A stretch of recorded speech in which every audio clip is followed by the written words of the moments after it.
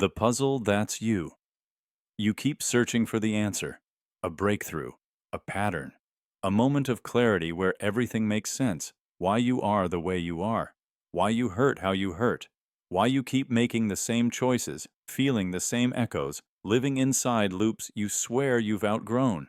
You look for the root, the origin, the final piece that explains it all. But what if there isn't one? What if the answer isn't out there waiting to be found? What if the answer is you? Not as a solution, but as a question, a riddle, a puzzle that doesn't resolve cleanly, but reveals itself only in fragments, across time, across choices, across all the versions of you that have existed and collided. This is the truth no one tells you. You are not a formula to be solved. You are the architecture of paradox, a maze of memory, instinct, biology, trauma, and hope. A logic-defying construct trying to make sense of itself with tools it doesn't fully understand. And that's not failure. That's the human condition. Think of it. You are made of contradictions. You crave freedom, but seek control. You long for connection, but guard your vulnerability. You want to be known, but fear being seen too deeply. You carry pain you didn't ask for, and guilt for things you survived. There's no one rule that explains all of that. No single memory that decodes the rest, because you are not a conclusion. You are a question that keeps evolving. This is why self-discovery hurts, why healing feels like betrayal, why growth doesn't always feel like progress, because each layer you peel back reveals another beneath it, a deeper why, a forgotten version, a truth you once avoided because it didn't fit the answer you thought you were supposed to be. But you're not supposed to be an answer. You are the unfolding. A real-life case. A woman in her 40s spent decades trying to fix herself. She went to therapy, journaled obsessively, took every self-assessment available. She wanted to know why she felt broken, why certain relationships shattered her, why she never felt enough. But one day, her therapist said something simple. Maybe your need to fix yourself is the very part of you that was told she was broken in the first place. That moment didn't give her the answer. It gave her a mirror. She wasn't broken. She was complex. And all her attempts to simplify herself, to reduce her being to a sentence, a diagnosis, a category, had only made her feel farther from the truth. Because the truth wasn't an answer. It was a riddle she had to live. This isn't about giving up. It's about giving in to the mystery, to understanding that every choice you've made wasn't random. It was architecture, a reflection of who you were in that moment, shaped by what you feared, what you loved, what you didn't know yet. Even your flaws have structure. Even your mistakes are data points in the grand puzzle that is you. And maybe you don't solve it. Maybe you become it. Because here's the real secret. The most authentic version of you isn't the one with all the answers. It's the one asking the right questions. The one who can say, I don't know why I did that, and sit with it. The one who notices patterns not to eliminate them, but to understand the wound beneath. The one who stops seeking a final version of themselves and starts listening to the one whispering right now. You are not unfinished. You are unfolding. And every painful lesson, every quiet joy, every contradiction that confuses you is part of the riddle's rhythm. Stop trying to flatten yourself into clarity. You are not a spreadsheet. You are a cathedral built from chaos. You are logic that bends at the altar of emotion. You are the echo of every version of you that once needed something you no longer do. And that is not a flaw. That is the most beautiful kind of complexity. So next time you find yourself asking, what's wrong with me? Why can't I figure myself out? Why am I like this? Remember, you are not a lock with a single key. You are a labyrinth. You are the puzzle. You are the riddle. And becoming whole doesn't mean finding the answer. It means learning to love the question, the circle that escapes itself. You press your pencil to paper, a single point, nothing more. But then, movement. A curve begins to arc, and before you realize it, it connects back to itself, seamless, infinite, a circle, no start, no finish, just endless return. And yet, it all came from that one point, that stillness, that decision to begin. This is the circle that escapes itself. A shape so simple it appears innocent. A child's drawing, a wheel, a coin. But underneath its simplicity hides a deep philosophical and mathematical paradox. How can something with no beginning be born from a single moment? How can a perfect loop emerge from an origin that shouldn't exist inside infinity? This isn't just geometry, it's a question about existence. Because a circle, by definition, is eternal.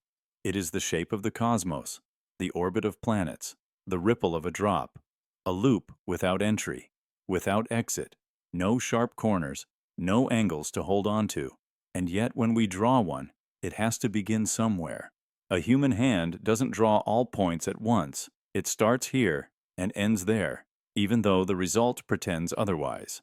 So what are we really drawing? Is it a circle or an illusion of continuity? In mathematics, a circle is defined as all points equidistant from a center. That's clean, elegant.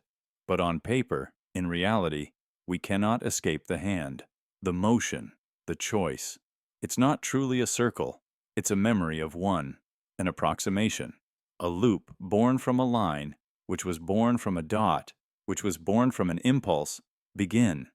So how does infinity arise from finitude? That paradox shows up everywhere. In music, a looped melody can feel eternal, but it had to be composed, note by note. In time, a routine can seem endless. Wake, work, sleep. But each day starts with an alarm. In stories, themes cycle again and again, love, death, rebirth, but every story begins with a word. We experience the circularity of life, but from within a timeline. And that's the riddle. To exist in a loop, we still travel through it. The circle is timeless, but we are not. And that tension bleeds into our memory. You revisit places you've already been. You feel like you're reliving conversations. Patterns emerge in your relationships, your habits, your regrets. It feels cyclical, but you're still aging, still changing, still moving. So, which is it? A circle, or a spiral you can't see the end of? Physics toys with this too. General relativity allows for closed, time-like curves, paths in space-time where an object could, in theory, return to its own past. Time itself bending into a loop. But again, how does such a loop begin? What force starts a process that always returns? It's the ultimate chicken and egg question. Not which came first, but can first even exist in a system that loops. This paradox echoes through spirituality and science alike. Buddhism speaks of samsara, the endless cycle of birth and rebirth. Celtic symbols depict circles interwoven endlessly. The Ouroboros, an ancient serpent swallowing its own tail, embodies the loop of self-consuming time. But in every case, the loop hides its origin, because origins betray perfection. Beginnings imply incompleteness, and a perfect circle should never reveal where it was born. Yet we live in a world of origins.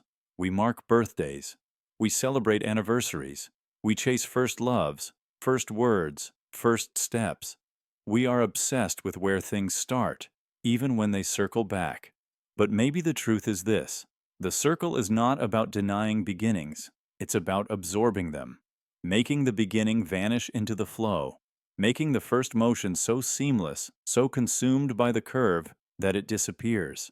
And isn't that what we try to do with trauma? We try to make it part of our story, not the whole story, to fold the sharp start into the curve of healing, to take the point of pain and bend it into grace. Maybe every life is a circle pretending to be a line. Maybe every story wants to return to its source. And maybe every decision you make, to forgive, to begin again, to breathe, is a pencil pressed to paper, drawing one more loop into the great spiral of your being. You'll never see where it truly started. You'll forget where the line first curved, but you'll feel it, the shape of your choices, wrapping back toward meaning. The circle that escapes itself isn't just geometry. It's a metaphor for the soul, a reminder that some things don't begin or end. They just arrive, continue, transform. And if you look closely, maybe you'll see that your life, however scattered, fractured, or sharp, has been curving all along. Maybe you're not lost. Maybe you're just returning. The hole in zero. Zero is nothing. It holds no value, no quantity, no shape, just absence. And yet, this hollow little circle may be the most dangerous symbol in all of mathematics. Because zero isn't just a number, it's a paradox, a riddle, a trapdoor in the logical structure of reality. And every time we try to tame it, it breaks something. In basic arithmetic, zero behaves. Add it to something, it politely steps aside, multiply by it, and everything becomes nothing. But divide by it? Ask a system to measure against zero, everything collapses. Equations spiral, infinity spills out of the margins, computers freeze, simulations crash. Because division by zero is not just undefined, it's uncontainable. It's a hole in the fabric of logic, and that hole has teeth. Take a simple example. 1 divided by 1 is 1. 1 divided by half is 2. 1 divided by a tenth is 10. But 1 divided by something approaching 0, it shoots toward infinity. The closer you get to 0, the more explosive the result. Now ask the equation to divide by actual 0, and the system gives up. Not because it doesn't know the answer, but because there is no answer. There is no rule, no limit, no definition, just the rupture of everything we thought numbers could contain. That's the hole in zero. And it haunts every field it touches. In physics, zero shows up at the worst possible moments. The singularity at the center of a black hole, that's division by zero, mass compressed into a point of infinite density. Time and space twist into nonsense. The math doesn't break because we don't understand. It breaks because it literally cannot hold what zero implies. In quantum mechanics, the vacuum, the supposed emptiness of space, isn't truly empty. It seethes with energy, fluctuations, virtual particles. Zero, in this context, isn't nothing. It's everything that could happen, fighting to exist. Even in computers, zero is volatile.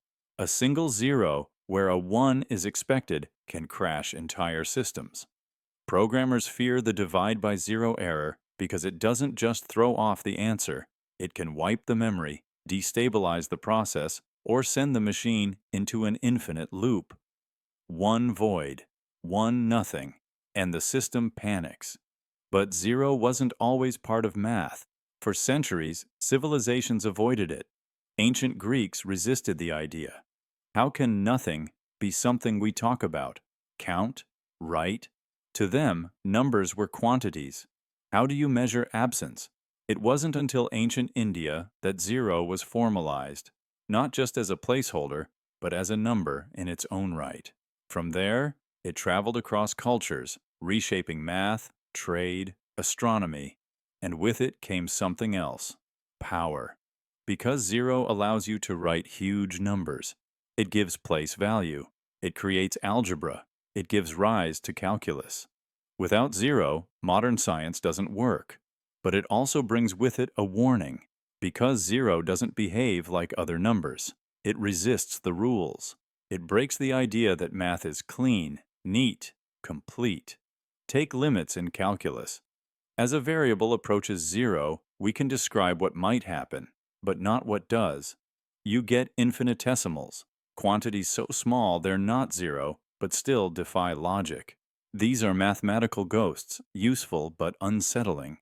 They're like whispers from the hole at zero's center. Even in philosophy, zero unsettles.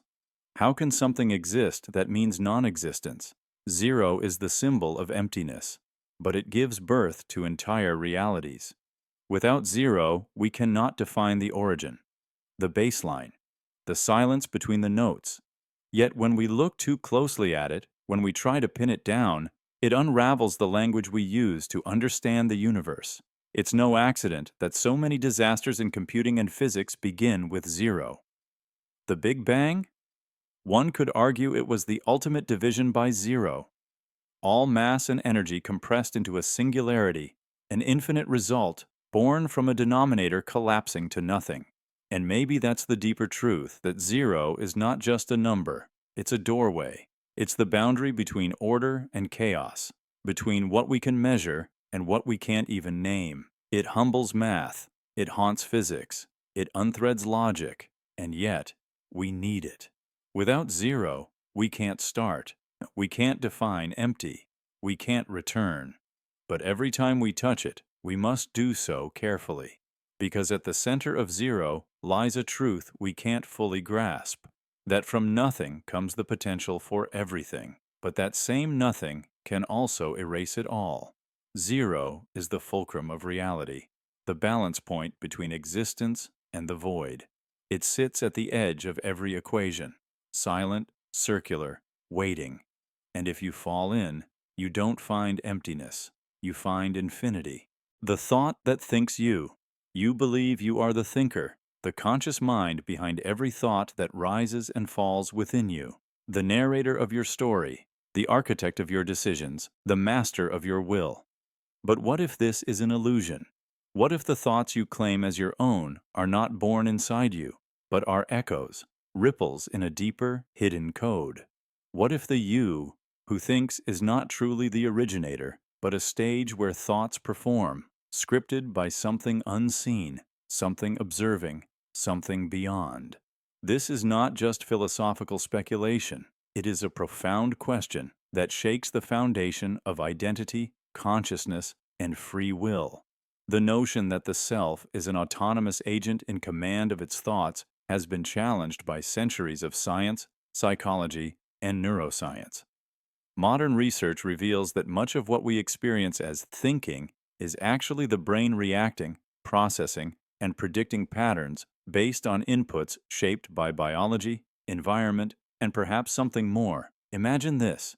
Your mind is a theater. The stage is your awareness. The actors are thoughts, feelings, memories, sometimes vivid, sometimes fleeting.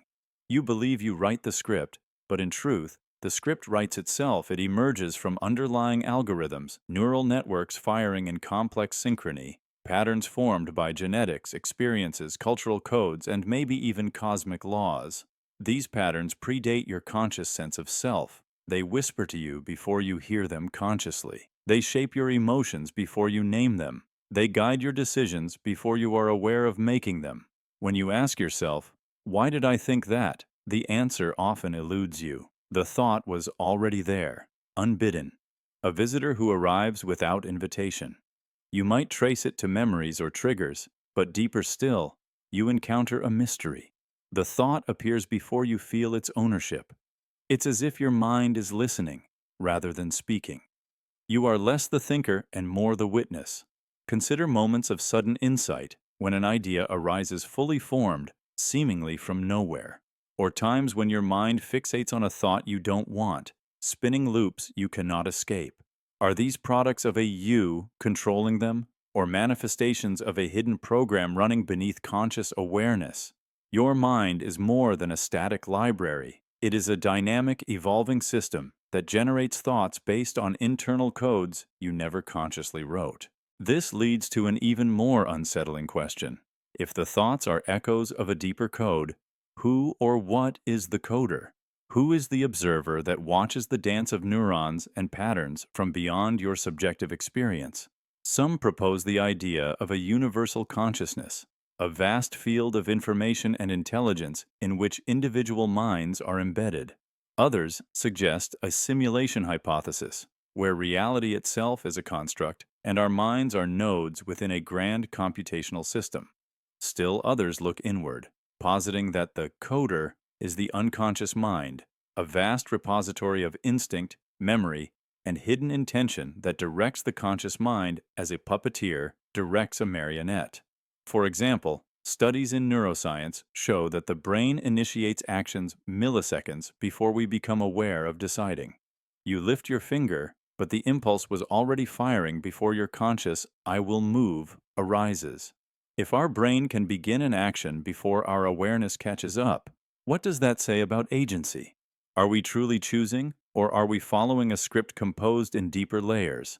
Psychologists also explore how thoughts can be conditioned, learned responses encoded by early life experiences, social conditioning, and cultural narratives. You might think a thought feels like your own, but it could be a programmed reaction, an inherited belief, or a mental habit repeating itself as if on loop. Even language shapes thought. Our very capacity to think is entwined with the symbols and rules of the language we speak. These are codes written outside the self, yet deeply embedded within. So, are you thinking, or are you thinking with the codes given to you?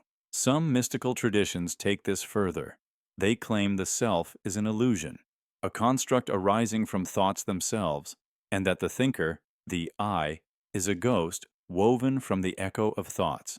If so, the true thinker is the thought, and the observer is nothing and everything at once. This realization can be both terrifying and liberating. Terrifying because it challenges the core of what you believe about free will and personal identity. Liberating because it invites surrender to a mystery greater than yourself, to the flow of consciousness beyond control. So when you sit with your thoughts next time, ask yourself, am I the thinker, or am I the thought? Who is watching this moment of awareness right now? Is it truly you, or a presence behind the curtain, composing the play you call your mind? The truth might never be fully grasped, but in that question, in that wondering, lies the profound invitation to move beyond the illusion of control, to embrace the mystery of being, and to recognize that perhaps the deepest thinker is not the I you know, but the infinite intelligence reflecting itself through the dance of your thoughts. You are not merely thinking, you are being thought, and the one who thinks you, who codes, who observes, who dreams your mind into existence, is the greatest mystery of all. The hour that never arrives. You say you'll do it tomorrow. You'll start the project, make the call, apologize, change, rest, begin. Tomorrow becomes a container for everything unresolved, everything postponed, everything just a little too heavy to carry right now. And yet, when tomorrow arrives, it doesn't feel like tomorrow. It's today, again. The same ground, the same weight, the same hesitation. This is the hour that never arrives, where the future never actually exists, except as a promise that dissolves the moment you reach for it. We speak of the future as if it's a destination, as if we're walking toward a different world, a different self. But the truth is, when you get there, it always feels like here. The future never announces itself. It doesn't have a label. It's just now, wearing new clothes.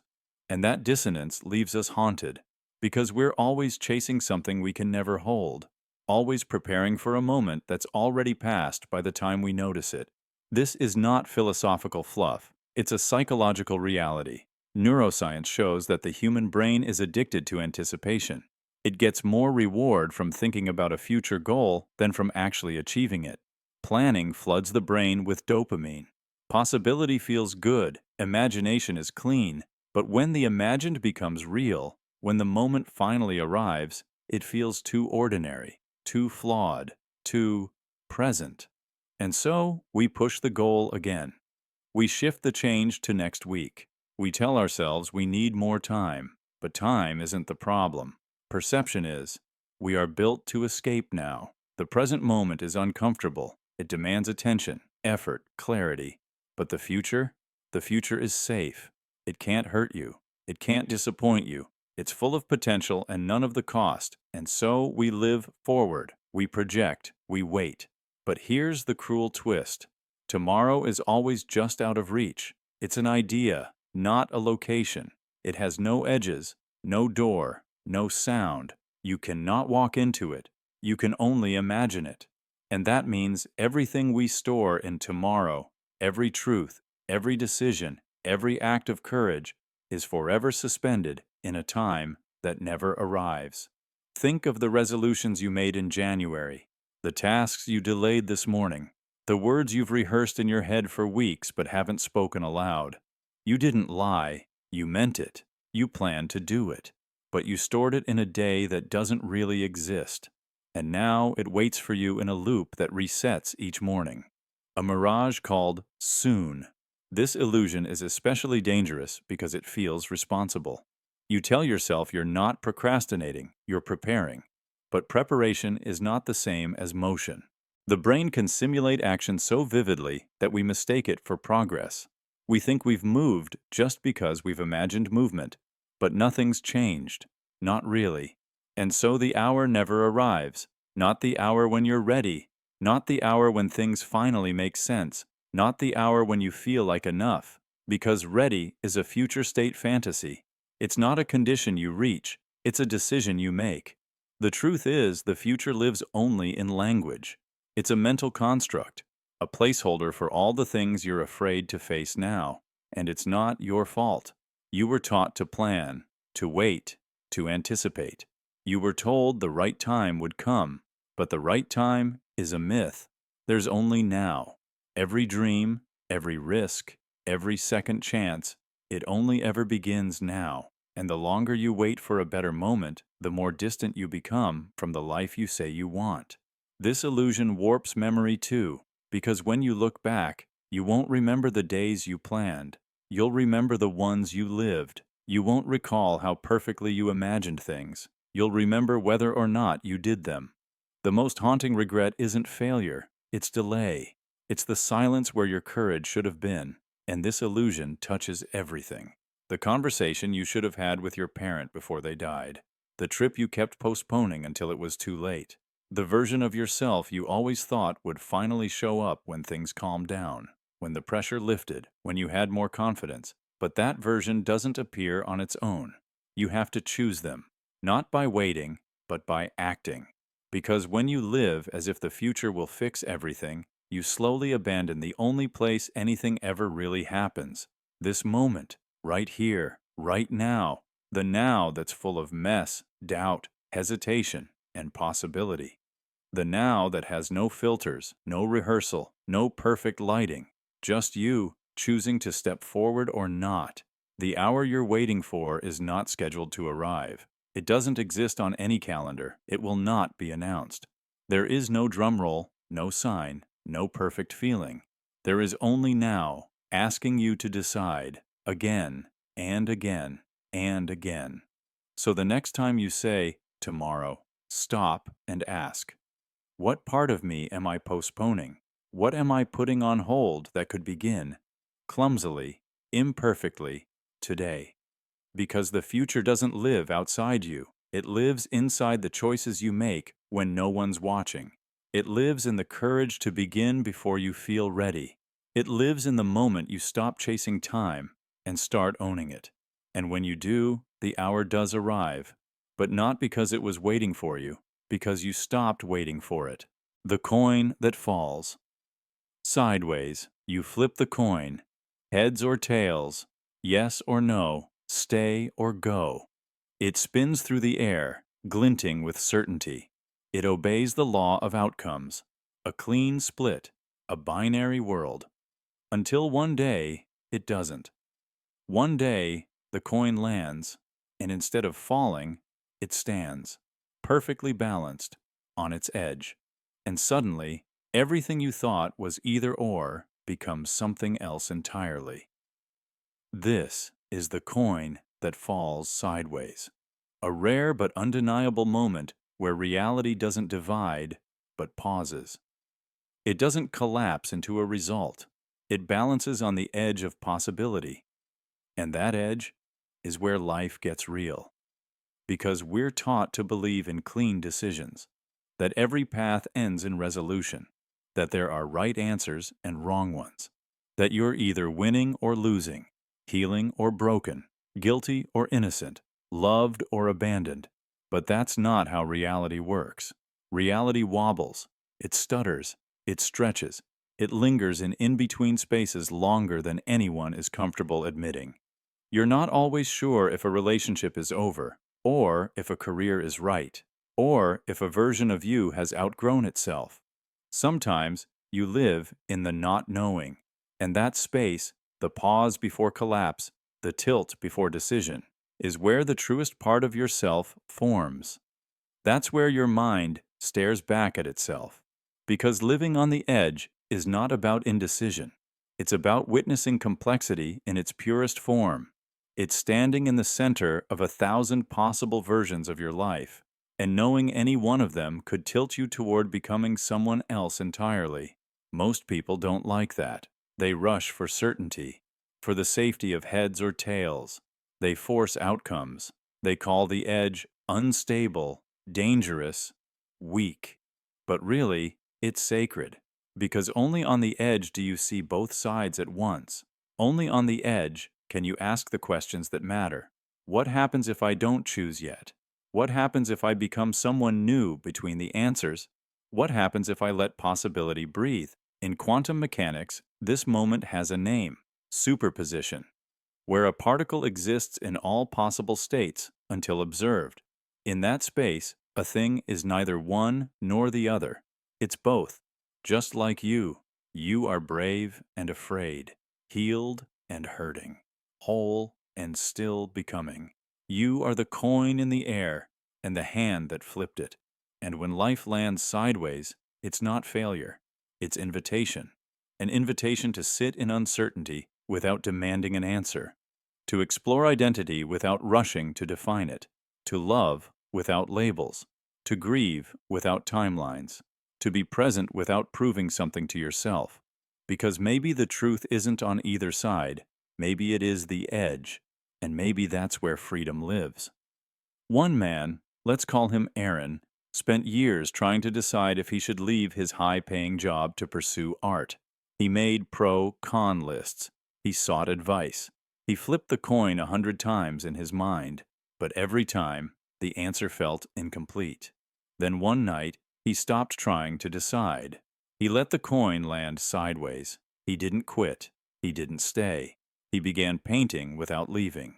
1 year later, he had an exhibit. 2 years later, a second career.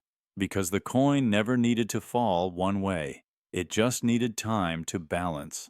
So if you feel stuck, if you're suspended between what you want and what you fear, what you know and what you question, don't rush. You're not broken. You're balanced. And the edge you're standing on? That's not the failure to decide. That's the mastery of becoming.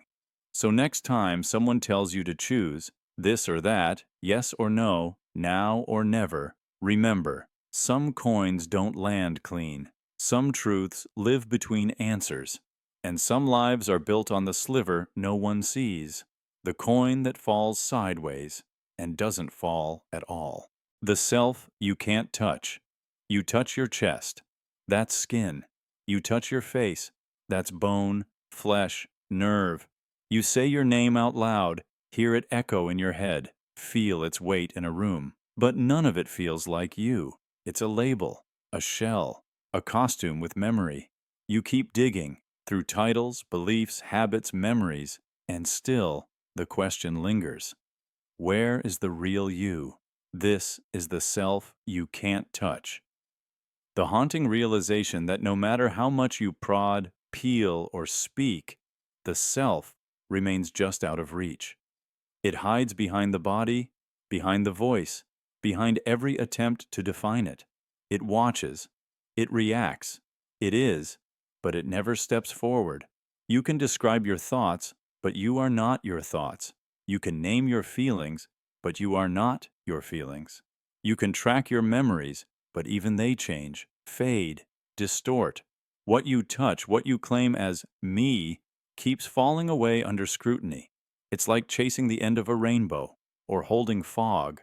It slips through language, through sensation, through logic. Philosophers have tried to catch it for millennia. Descartes thought, I think, therefore I am. But even the thinker, what is that? A mind? A process?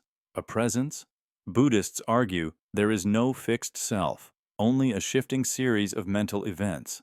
Modern neuroscience suggests the self is an illusion, an emergent property of firing neurons and narrative stitching. But that doesn't explain why it feels so real. Why, when you say I, something answers. The problem is that we keep looking for the self like it's a thing, a location, a structure. But the self might not be in your body. It might be the very awareness that experiences your body, Not the voice in your head, but the space it speaks into. Not the story, but the silence that holds it. Imagine peeling an onion, layer after layer, beliefs, roles, reactions. You keep going, and then you reach the center. It's empty. But it's not nothing. It's you, looking. That's the paradox. The more you try to locate the self, the more you realize it was never an object. It was the subject, not the mirror, not the reflection, but the I. And yet we keep trying to find it in touch, in names, in appearance, in biography. Touch your face, you find features. Touch your past, you find memories. Touch your name, you find expectation. But none of it gets you closer to the one asking the question, because the asker can't be the answer, and the searcher can't step outside the search. This is the dissonance of being human. You carry the self everywhere, but you can never meet it face to face. It animates your words, but you can't speak directly to it. It reacts to pain, but you can't locate its nerves. It makes choices, but it never introduces itself. And maybe that's the point. Maybe the self isn't something you hold. It's something you become, not fixed, but fluid, not found, but lived, like music that only exists when played, like a flame that can't be touched without disappearing. You are the experience of being you, not the parts, not the surface, not the words. And when you ask, "Where am I?" the answer echoes back in the silence before language, in the flicker of awareness, watching thought, in the pause between your heartbeat and your breath. The self you can't touch isn't lost. It's just never been separate. It's the center of the circle you've been walking your whole life. And the moment you stop trying to find it in what you can touch, name, or prove, is the moment you start to feel it again. The memory that remembers you. You remember your childhood, a hallway lit by afternoon sun, the sound of your father's footsteps, the first time you were picked last, the sting of being left out, the warmth of being loved, the ache of being misunderstood. These are your memories. You believe you hold them, store them, visit them. But what if they visit you? What if memory isn't just something you carry, but something that carries you? What if your memories remember you? This is the unsettling idea that certain memories don't simply lie dormant in your mind, but act as living forces, not alive in the biological sense, but sentient in the psychological sense, aware, watching, waiting, shaping. And they don't just whisper from the past. They reach forward. They shape how you enter a room, how you interpret a silence, how you flinch when someone raises their voice, even when they're not angry, how you seek comfort, how you avoid love, how you define yourself, not by logic, but by echoes. This is why you hesitate before making a decision, even when it makes sense. Why you feel shame in a room that reminds you of nothing obvious. Why you chase people who feel familiar, even when familiar hurt you. Because the memory remembers. It remembers who you were. It remembers the version of you that was small, or scared, or seen.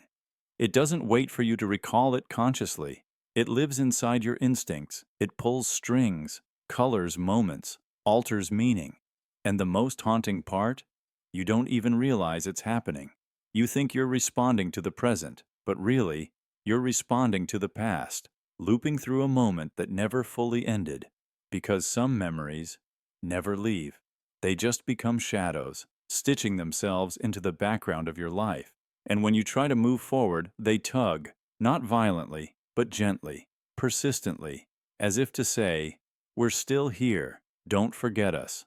This isn't just trauma, it's identity, because you don't just remember your past remembers you. And when it doesn't show up as thought, it shows up as reaction, as avoidance, as tension, as intuition, as longing.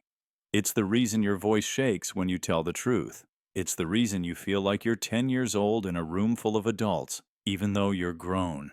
It's the reason you over-apologize, under-trust, overachieve, run, stay, freeze. You're not just acting, you're being remembered. Memory isn't a storage box. It's a mirror that reflects not just where you've been, but what version of you was forged in that moment. And sometimes, that version survives even when the moment doesn't. That child, that teen, that vulnerable self, still there, still responding, still shaping you, whether you like it or not. And the mistake we make? Thinking that remembering is passive, that it's something we do. But in reality, memory is something we become. Your memories sculpt your nervous system, your belief system, your definition of love, safety, self-worth. They don't need to be accurate. They just need to be felt. And when they're strong enough, they blur the boundary between now and then, until the past becomes the lens through which you see everything. So what do? You learn to notice the memory behind the moment. You pause when your reaction doesn't match the situation. You ask, who am I right now? Whose memory is this? What version of me is speaking? And sometimes you'll realize you're not responding as your current self. You're responding as a child, a teenager, someone who once needed to be invisible to stay safe, someone who learned silence meant survival, someone who believed love was earned through performance or obedience or pain.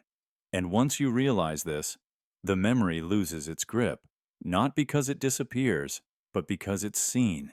And that's what memory wants, to be witnessed, to be integrated, not suppressed, not edited, but held. Because when you hold your memory, it stops holding you. It no longer needs to tug at your gut, or rattle your chest, or whisper through your fears.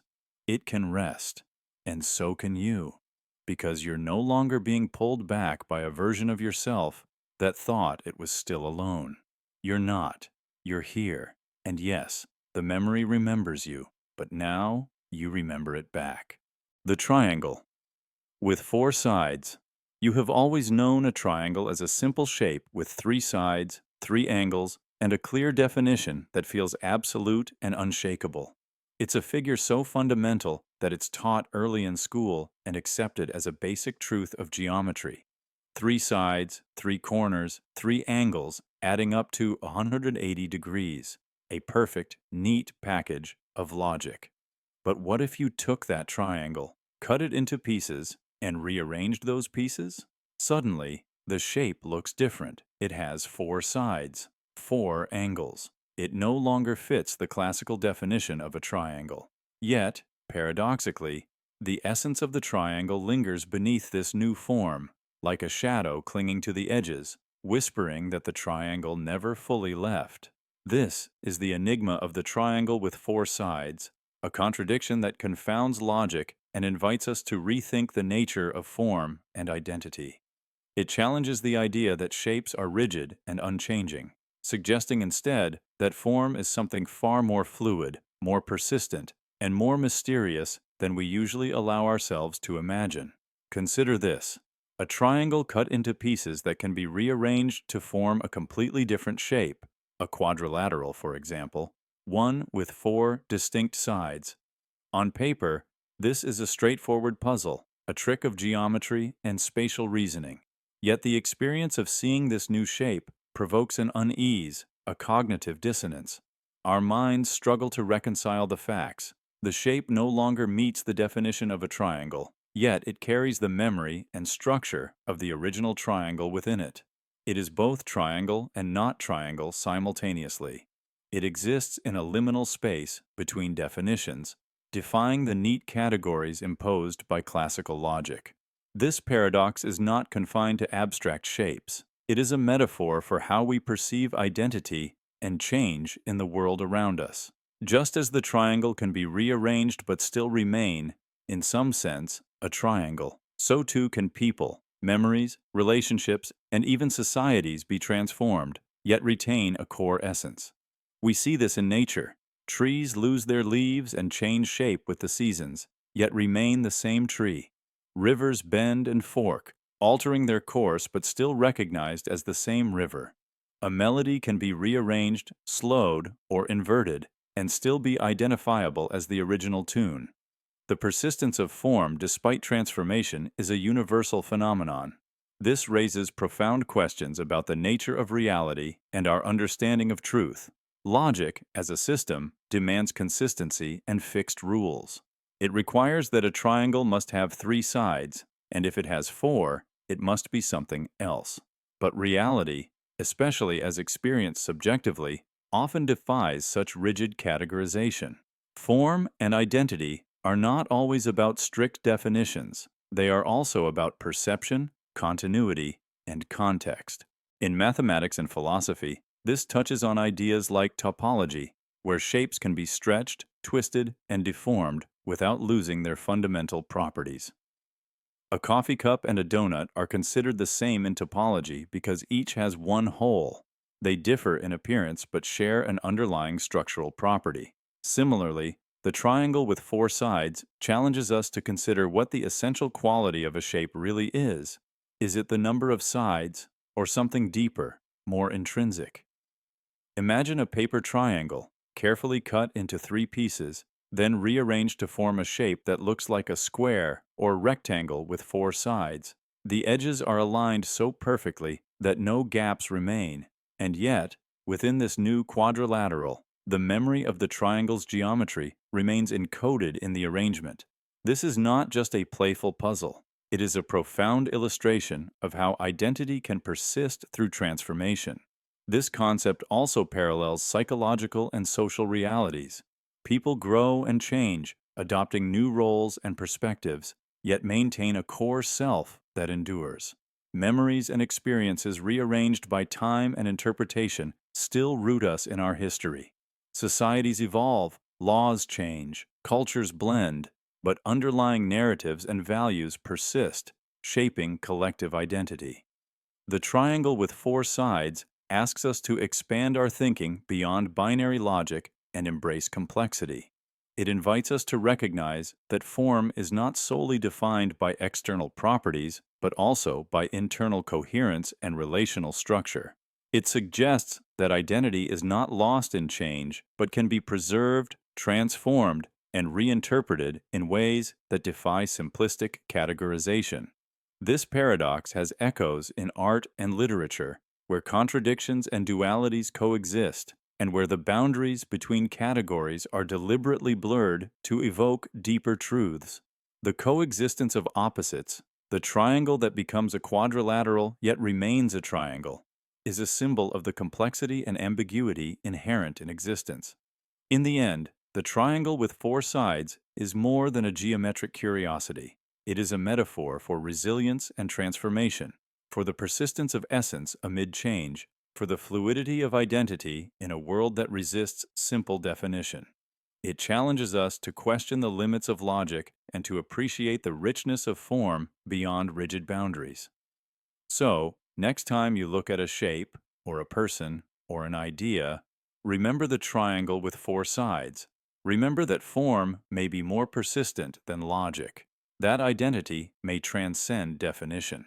And that sometimes the greatest truths lie not in clarity, but in paradox. The path you didn't take. You stood at the crossroads. Maybe it was a major life decision, a job offer, a breakup, a move you almost made.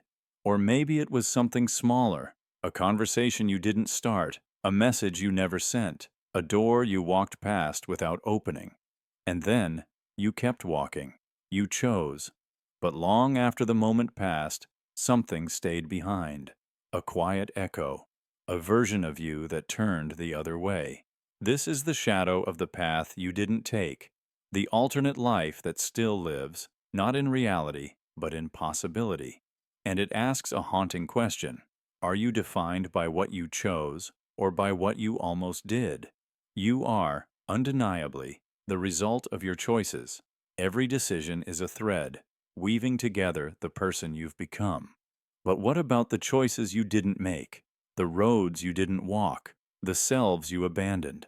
Are they gone, forgotten, or do they linger somewhere, alive in the folds of memory and imagination? Neuroscience tells us that the brain doesn't just remember what happened, it vividly imagines what could have. Functional MRI scans show that when you reflect on an alternative outcome, the same brain areas activate as when recalling an actual memory. Your mind builds the unreal. It constructs emotional, visual, and sensory details for a world that never was.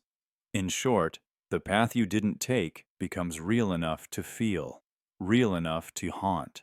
You might wonder what would have happened if you'd gone to a different school, taken that job, said yes instead of no, or no instead of yes. You imagine the relationships, the places, the version of you that might have bloomed in that parallel life. It doesn't matter that you chose differently. That alternate, you still walks beside you in silence. This isn't fantasy, it's identity. Because we don't just carry our choices, we carry the weight of our almosts. The moment you hesitate, your mind forks. One self goes forward, the other waits. And the deeper truth is, you are shaped just as much by what you deny as what you embrace. You are your choices, but you are also your losses, your missed connections, your silent decisions, your might-have-beens. That's why nostalgia feels so strange. It's not just remembering the past. It's mourning the unrealized, the person you might have become, the friend you might have kept, the day that could have gone differently if you'd turned left instead of right. Even dreams carry this echo. Have you ever dreamed of a life you never lived, yet woke up with the ache of it? That dream wasn't meaningless. It was your brain touching the glass between you and an unlived life. That version of you exists not in the external world, but inside the scaffolding of your identity. And this isn't just personal, it's universal. At every moment, all of us are choosing and unchoosing entire timelines. We're all haunted by the invisible siblings of our own becoming. The person you didn't become still informs who you are. The path you didn't take still shapes your step. But here's the paradox. You cannot live every version of yourself. You cannot open every door.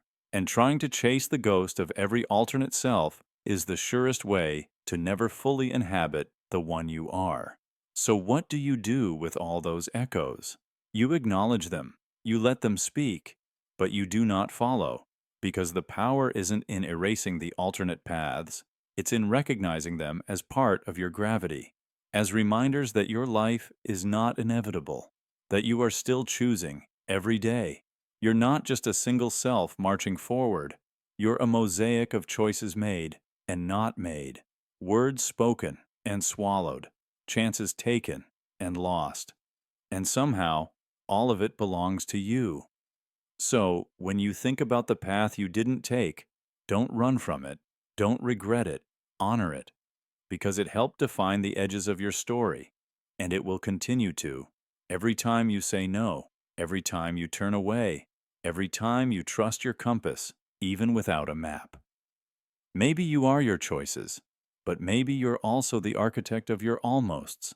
And maybe the fact that you can still feel the paths you didn't walk, that you still wonder, that you still ache, means you're alive. You haven't closed the door to change. You haven't stopped becoming.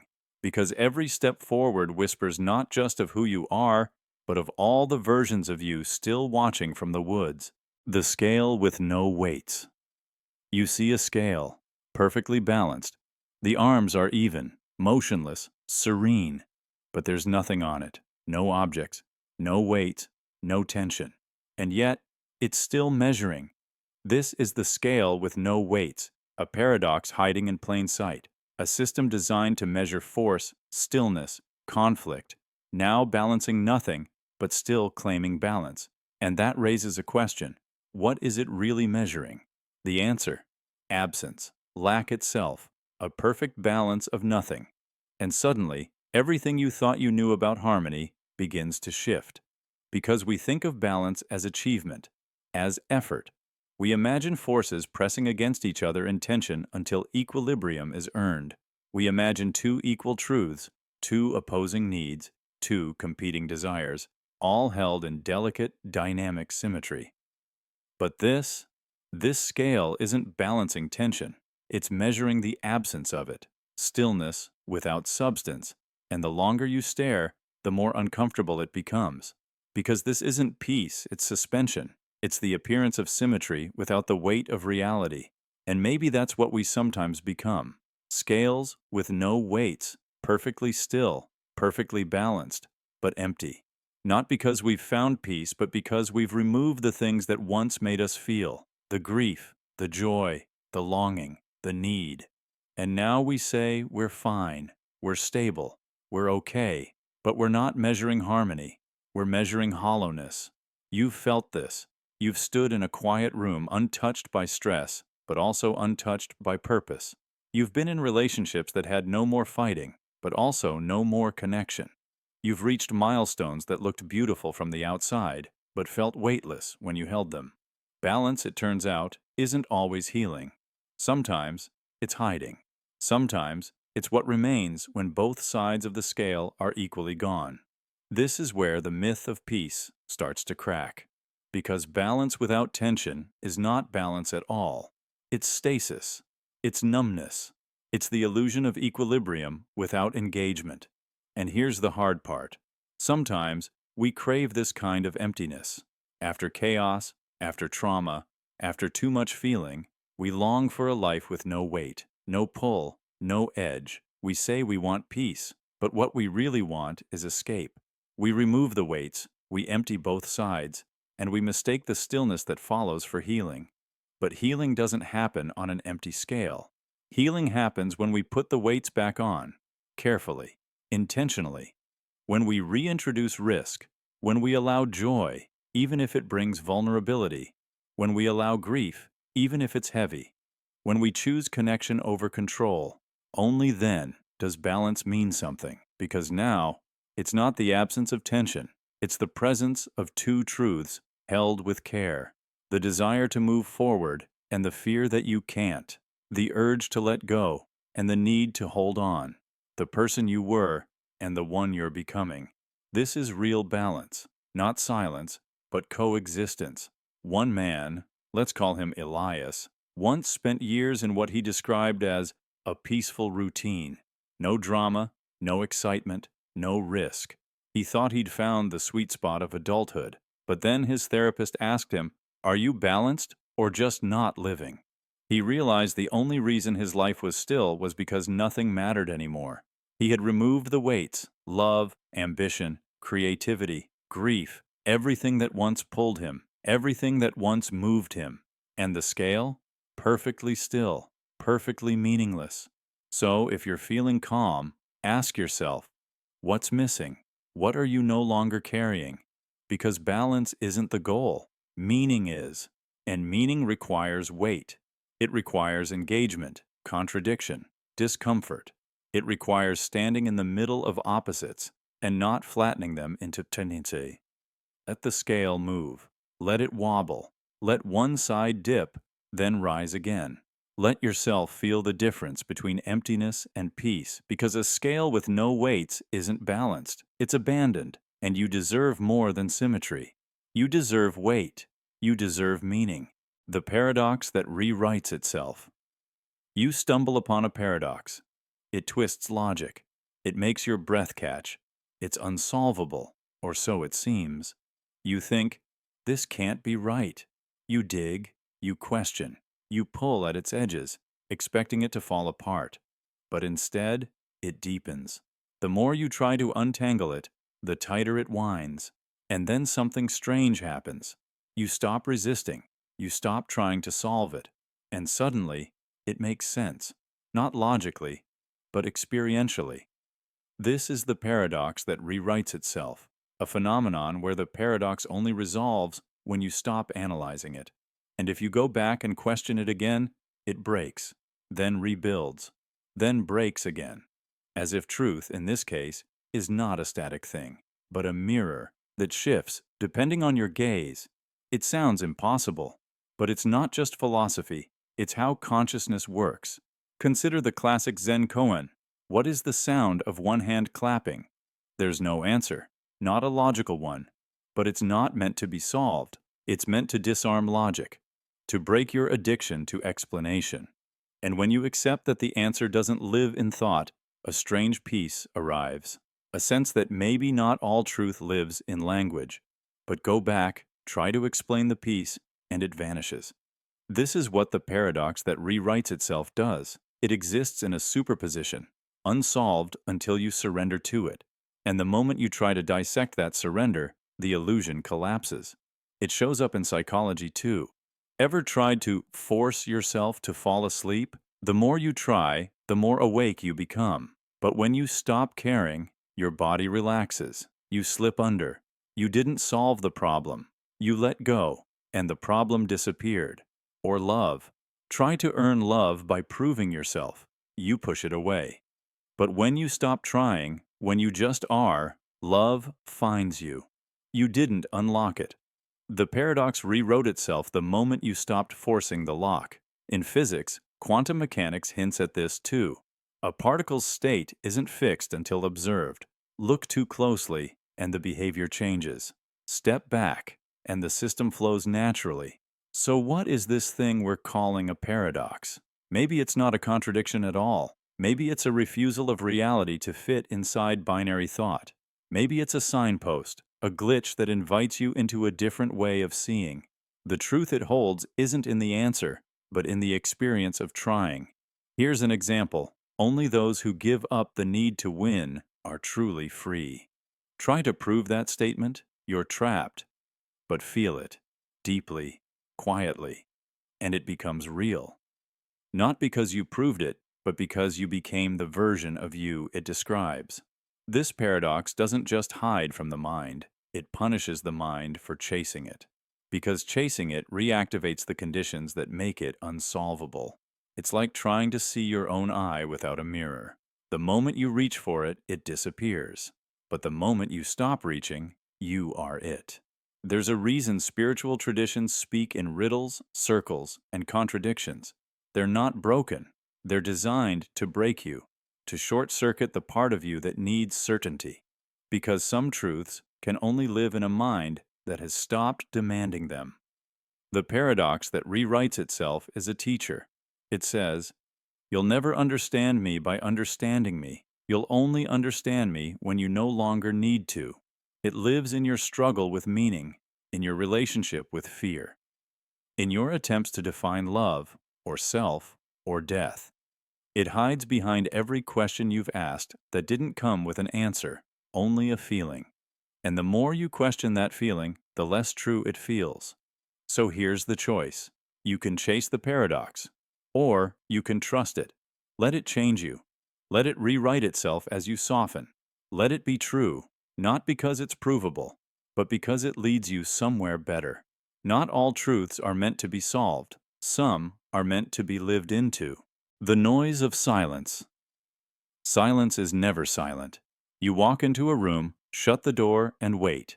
No voices, no cars, no machines, just stillness. And yet, you hear something. A ringing, a hiss, a low, shifting hum in the back of your skull. It's not the room, it's you. This is the noise of silence, the strange phenomenon where absolute quiet reveals not peace, but presence, not emptiness, but a chorus of phantom sounds. And it forces you to ask, is silence real, or just the absence of what we expect to hear? The truth is, pure silence may not exist, not in nature, not in the body, not even in the most isolated chambers on earth. Step inside an anechoic chamber, a room built to absorb every sound wave, no echo, no reverb, and within seconds, you begin to hear the hum of your nervous system, the pump of your blood, the whispers of your bones. Some people panic, some lose balance, some report hallucinations, because the brain, faced with a void of sensory input, doesn't go quiet. It creates sound, fills the gaps, constructs a kind of auditory static to keep itself from falling into the abyss of true emptiness. This isn't malfunction, it's survival. Your brain is a prediction engine. It expects input, patterns, feedback. So when the world stops speaking, your mind speaks for it. That high-pitched whine, that hum, that imaginary buzz in the back of your ears, it's called spontaneous otoacoustic emission, your ear's own signal, born in the absence of external noise. But even beyond biology, silence has texture. Not all silences are the same. There's the silence of a forest, alive with hidden rustles. The silence after a fight, sharp, heavy, unspeakable. The silence before a loss, haunted by what you already know. Silence is never blank. It's layered, emotional, alive. You know this intuitively. You've sat in a room and felt the silence change when someone entered. Without a word, the air shifted. Your body noticed what your ears couldn't name. Because silence holds meaning, sometimes more than sound ever could. It's in the pause before someone says, "I don't love you anymore." It's in the space between two heartbeats when you're waiting for test results. It's in the breath someone doesn't take before they decide to leave. Sound carries information, but silence carries weight. And yet, we treat silence like a void, like a lack. But maybe it's not a lack. Maybe silence is a frame, the canvas on which sound paints its story, the backdrop that gives words their meaning, the pause that makes rhythm, the stillness that gives shape to the scream. Without silence, there's no contrast, no awareness, no edge. And yet, we fear it. We fill it constantly, with music, with small talk, with machines, with the endless hum of modern life. Because silence confronts us. It leaves space for thought, for doubt, for grief, for truths we've buried under noise. That's why so many people can't fall asleep in silence. The brain, unanchored, starts spinning. The thoughts rise. The memories return. In silence, the self speaks louder than the world. And maybe that's why we call it uncomfortable silence, because it doesn't give us anything to respond to. It just gives us ourselves. But what if silence isn't something to fill, but something to feel? What if, instead of fearing the noise that arises in quiet, we listen to it? The whisper of intuition, the echo of a decision not yet made, the low hum of memory resurfacing after years. Silence reveals what sound conceals. It's not absence, it's exposure. And when you allow yourself to sit in it, not run from it, you hear more than ever. You hear your thoughts taking shape. You hear the body remembering what the mind forgot. You hear the nervous system downshifting from fight to stillness. And you start to realize true silence doesn't exist. Even in the vacuum of space, there is cosmic microwave background, radiation, vibration, the afterglow of the beginning. Even in the deepest sleep, the brain dreams, sparks, reacts. There is no total quiet. There is only the space where meaning is waiting. So next time you find yourself in silence and your ears strain for a sound that isn't there, don't rush to fill it. Don't run from the noise that rises inside, because that noise, that ringing, that pressure in your chest, it might not be silence. It might be you remembering how to hear. The box that opens you. You hold a box. It's simple, unassuming, yet wrapped in mystery. Maybe it's a gift. Maybe an old artifact. Maybe just a container found in the back of a forgotten drawer. The box promises surprise, secrets, something hidden inside, waiting to be revealed. Your heart quickens. You hesitate. You wonder what lies within. But what if the box doesn't just open to reveal an object? What if it opens you? What if the real mystery isn't inside the box, but inside your own mind? This is the paradox of the box that opens you, a concept as profound as it is unsettling. Every mystery box, every puzzle, every unknown holds not only a secret, but a mirror. It reflects back your curiosity, your fears, your hopes. When you reach to open the box, it's not just the lid lifting, it's layers of yourself unfolding. Your curiosity becomes the variable, the dynamic force that unravels your own boundaries and assumptions. The box is a gateway, but the journey is inward. What you discover isn't an object, but parts of yourself you didn't know existed. Imagine approaching a puzzle box. Your fingers trace its edges, your mind races with possibilities, but the puzzle resists easy solutions. Each movement you make forces you to rethink strategies, to confront frustration and patience, to recognize your own patterns of thought. The box is teaching you, not just revealing a prize. This is true of life's mysteries. When faced with the unknown, you don't just learn about the world, you learn about yourself, your resilience, your creativity, your willingness to embrace uncertainty. The process of seeking is itself a journey of self-discovery. Consider the psychological phenomenon known as the observer effect, where the act of observation changes the observed. When you seek answers, your perspective shifts. The questions you ask, the emotions you feel, the attention you pay, all influence not just what you find, but who you become in the process. In literature and myth, the motif of a mysterious box appears repeatedly.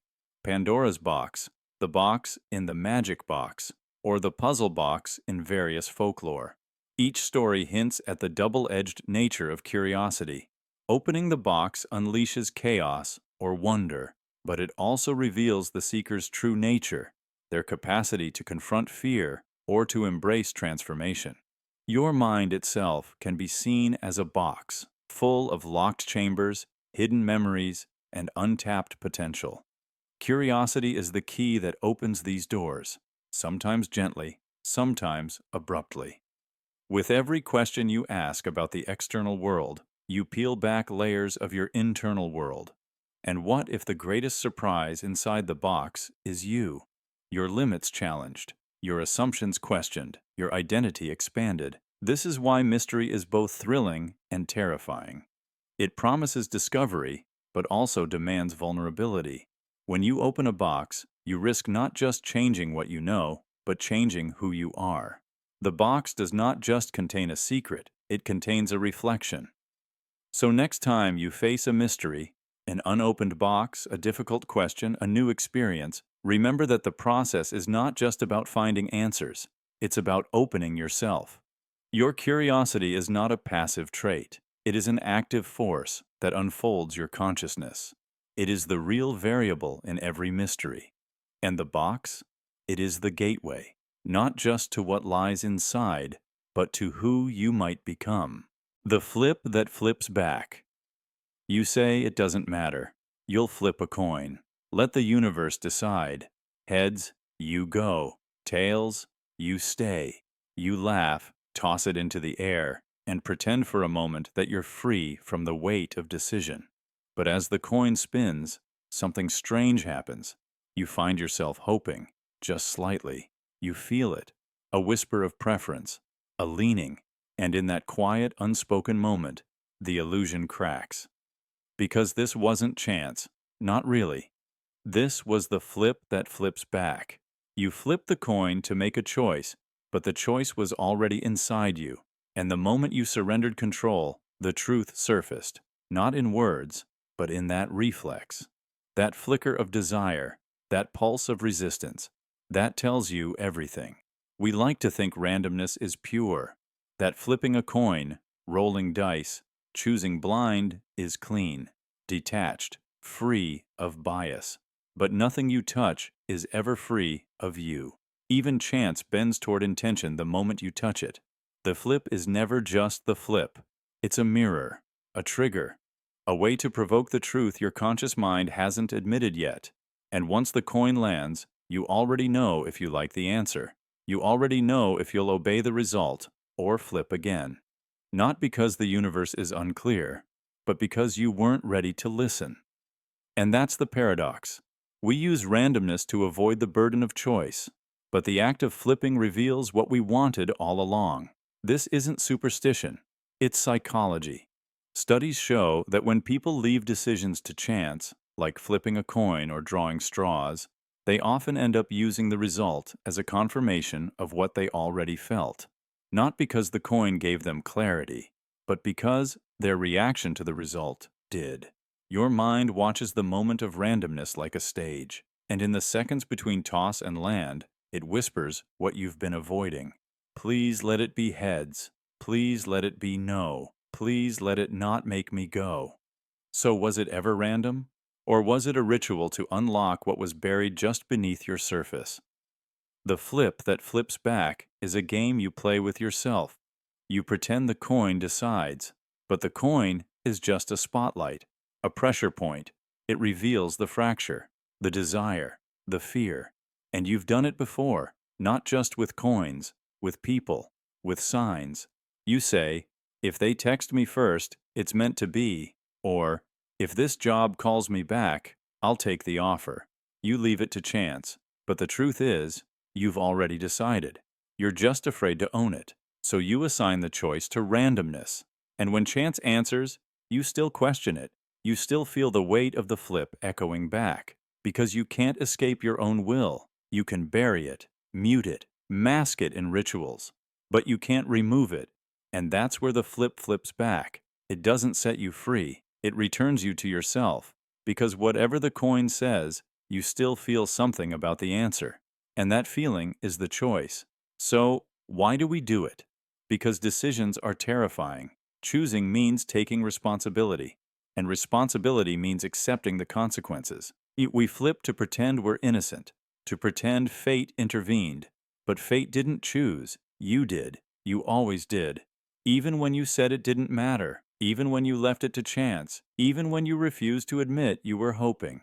And maybe that's not a flaw. Maybe that's the most honest part of you. The part that knows, beneath logic and fear, exactly what you want. It just needs a ritual to reveal itself. So the next time you're tempted to flip, to defer to fate, to shrug and say, whatever happens, happens, pause. Pay attention to what you feel in the spin, to the part of you that leans, that pleads, that tenses up just before the answer. Because that's not the coin speaking. That's your truth trying to break through the noise. And when the flip lands, and you find yourself flipping again, or arguing with the result, or secretly relieved, it wasn't random. It never was. The flip that flips back is your own subconscious knocking, telling you you already knew. You were never choosing between heads and tails. You were choosing between silence and honesty. And now the coin is still, and the answer is waiting, not in the metal, but in you. The dream, with its own memory. You're dreaming, not just wandering through symbols or stitched together fragments of the day. No, this one is deep. And then something happens. The dream brings up a detail you haven't thought about in years. A shirt someone wore, a hallway you walked through once, a look on a stranger's face from a day you forgot ever happened. And suddenly, you're not just dreaming, you're remembering. Except, you didn't remember it. The dream did. This is the dream with its own memory. An unsettling phenomenon where your dream appears to recall details your waking self has long lost, as if it's drawing from a memory bank you didn't know you still had access to. Or worse, as if the dream has its own archive, its own continuity, its own awareness. It doesn't feel random. It feels intentional. You wake up with chills, not from fear, but from familiarity. You know that object, that name, that feeling. But only the dream seemed to remember it. So the question echoes, is this still my mind, or something deeper using it? Neurologists say dreams are a byproduct of memory consolidation, that your brain is processing, organizing, and cataloging fragments while you sleep. It pulls from the past, blends emotions, forms metaphors. But what they don't explain, what they can't explain, is why your brain would resurrect something so obscure, so precise, and wrap it in a narrative that feels more like a message than a malfunction. One woman, let's call her Clara, once dreamed of a bench in a park, painted green, covered in ivy.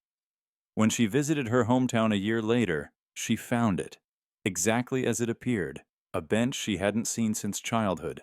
She didn't recall it, but her dream did. So where did that image come from? Science says the brain stores more than we consciously recall. That hidden memories are archived in deep structures like the hippocampus and limbic system, accessible during sleep when the gatekeepers of logic are offline. But some dreams go beyond memory. They weave memory. They take forgotten threads and tie them into moments that feel more aware than you ever were. And sometimes, dreams don't just recall facts. They recall emotions you didn't know you had, guilt you buried, longing you dismissed, grief you never got to process. A dream walks into the room carrying those feelings, not like a ghost, but like someone who's been holding them for you all along. And now, they want to return them. But how did the dream know? Why does it feel like it's been watching? Why does it feel like it remembers you? Here's the unsettling idea.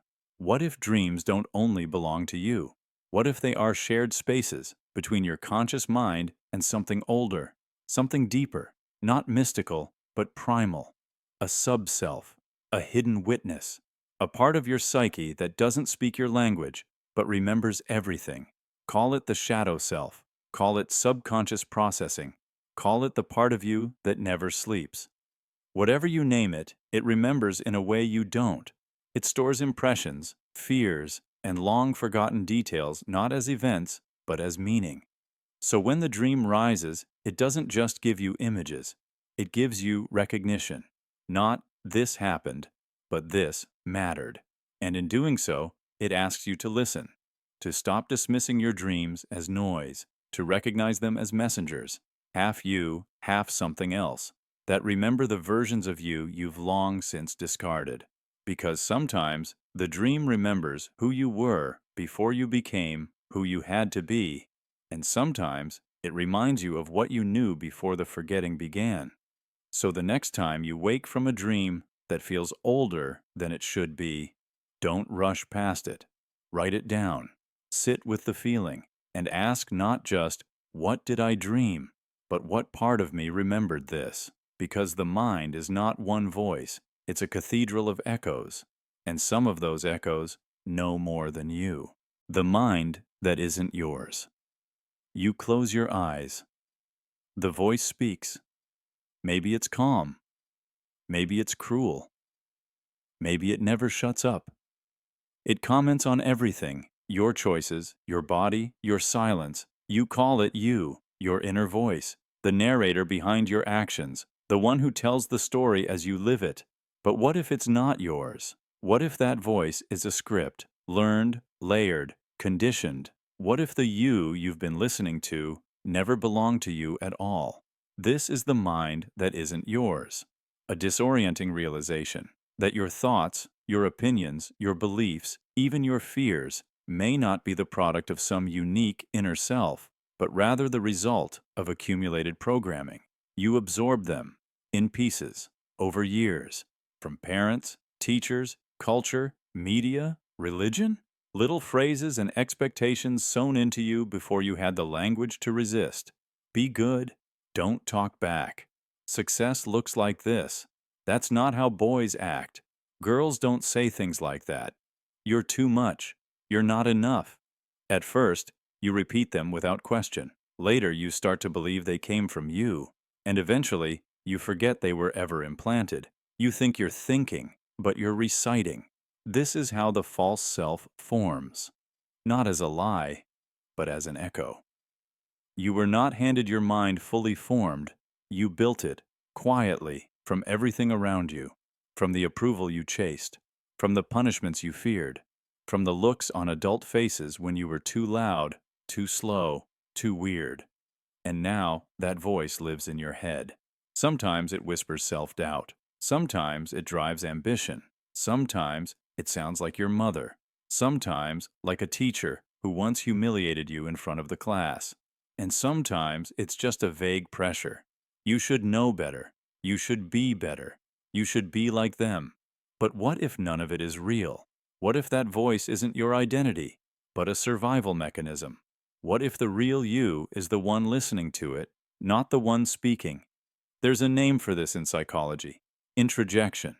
It's the process of internalizing other people's expectations, beliefs, and behaviors as your own, not by conscious choice, but by necessity, to belong, to be safe, to avoid rejection. But what starts as protection becomes a prison. Because one day you realize you don't know what you believe, you don't know what you want, you don't even know if you like the things you say you love. You're not lying, you're disconnected from your own mind. It's terrifying. Because if the thoughts in your head aren't yours, who are you? Who are you without the voice that critiques, without the rules that suffocate, without the guilt that keeps you obedient to ghosts? Silence feels dangerous. Stillness feels like death, because the inner voice has convinced you it is your life. But there's another layer, a deeper presence, the part of you that notices the voice, the witness, the observer, the awareness that hears thought but doesn't generate it. That part is not conditioned. It doesn't speak in shoulds. It doesn't speak at all. It sees. It feels. It waits for you to stop identifying with the noise so it can gently say, "This is not who you are. You are not the opinions. You are not the commentary. You are not the story being told. You are the one trying to wake up beneath it." The mind that isn't yours is not a flaw. It's a doorway, a call to question, a signal that something deeper exists, waiting to be uncovered, not invented, but remembered. And when you begin to listen to the silence beneath the voice, you start to hear your own, not loud, not polished, but real. It says things like, "I don't want this. I'm tired of performing. I don't believe what they believe. I'm ready to start over." That's where the healing begins, not by shouting down the false voice, but by gently turning away, by asking again and again, "Is this really mine?" and learning, slowly, how to return the voices that never were. The door that hides behind you. Every choice you make is a door. Some are grand, carved, gilded, glowing with promise. Others are quiet, unlabeled, plain, passed by without notice. But you open them just the same. You step through. You keep walking. You build your life with each turn of the knob. And then, somewhere along the way, you turn around and realize the door behind you is gone. Not locked, not broken, just vanished. This is the door that hides behind you, a haunting truth about human life, that every path we choose quietly erases the ones we didn't. And we don't notice it until much later, when memory tries to revisit places we can no longer reach. It happens slowly. You choose one school, and another dream dissolves. You say yes to a relationship, and 100 other stories go unwritten. You move to one city, and every version of you that lived elsewhere disappears into fog. We live forward, but we understand backward. And in that reflection, we see the ghost of choices not taken, doors we shut without even knowing. And that's where regret lives, not always in the wrong decisions, but in the unseen ones, the lives that might have been, the friendships we never made, the timing we missed by seconds. Regret isn't always about pain. Sometimes it's just about absence. A hallway you never walked, a key you never turned, a version of yourself that died quietly the moment you said yes to something else. And the tragedy? You often don't feel the weight of that hidden door until it's too far behind to open again. This is the cost of living. Every step forward makes the map behind you blur. You can't keep all doors open, and yet the human brain remembers them, or at least imagines them. And that imagining can ache, it can gnaw, it can whisper in quiet moments, "What if you had gone the other way?" And suddenly your present feels hollow, simply because you can't see the other doors anymore. But here's the twist. Those doors were never as clear as they seem in hindsight. Memory edits, regret idealizes, and imagination paints the unchosen path in golden light, precisely because it was never tested. You remember the door, but not what waited behind it. You remember the opportunity, but not the pressure, the person, but not the conflict, the path, but not the struggle. Regret is often just a story we tell ourselves to give the unknown a name, but some regrets are real. You knew you were walking away from something sacred. You felt the hinge close, you heard the click, and you walked anyway, or you hesitated, or you stayed too long, or left too soon.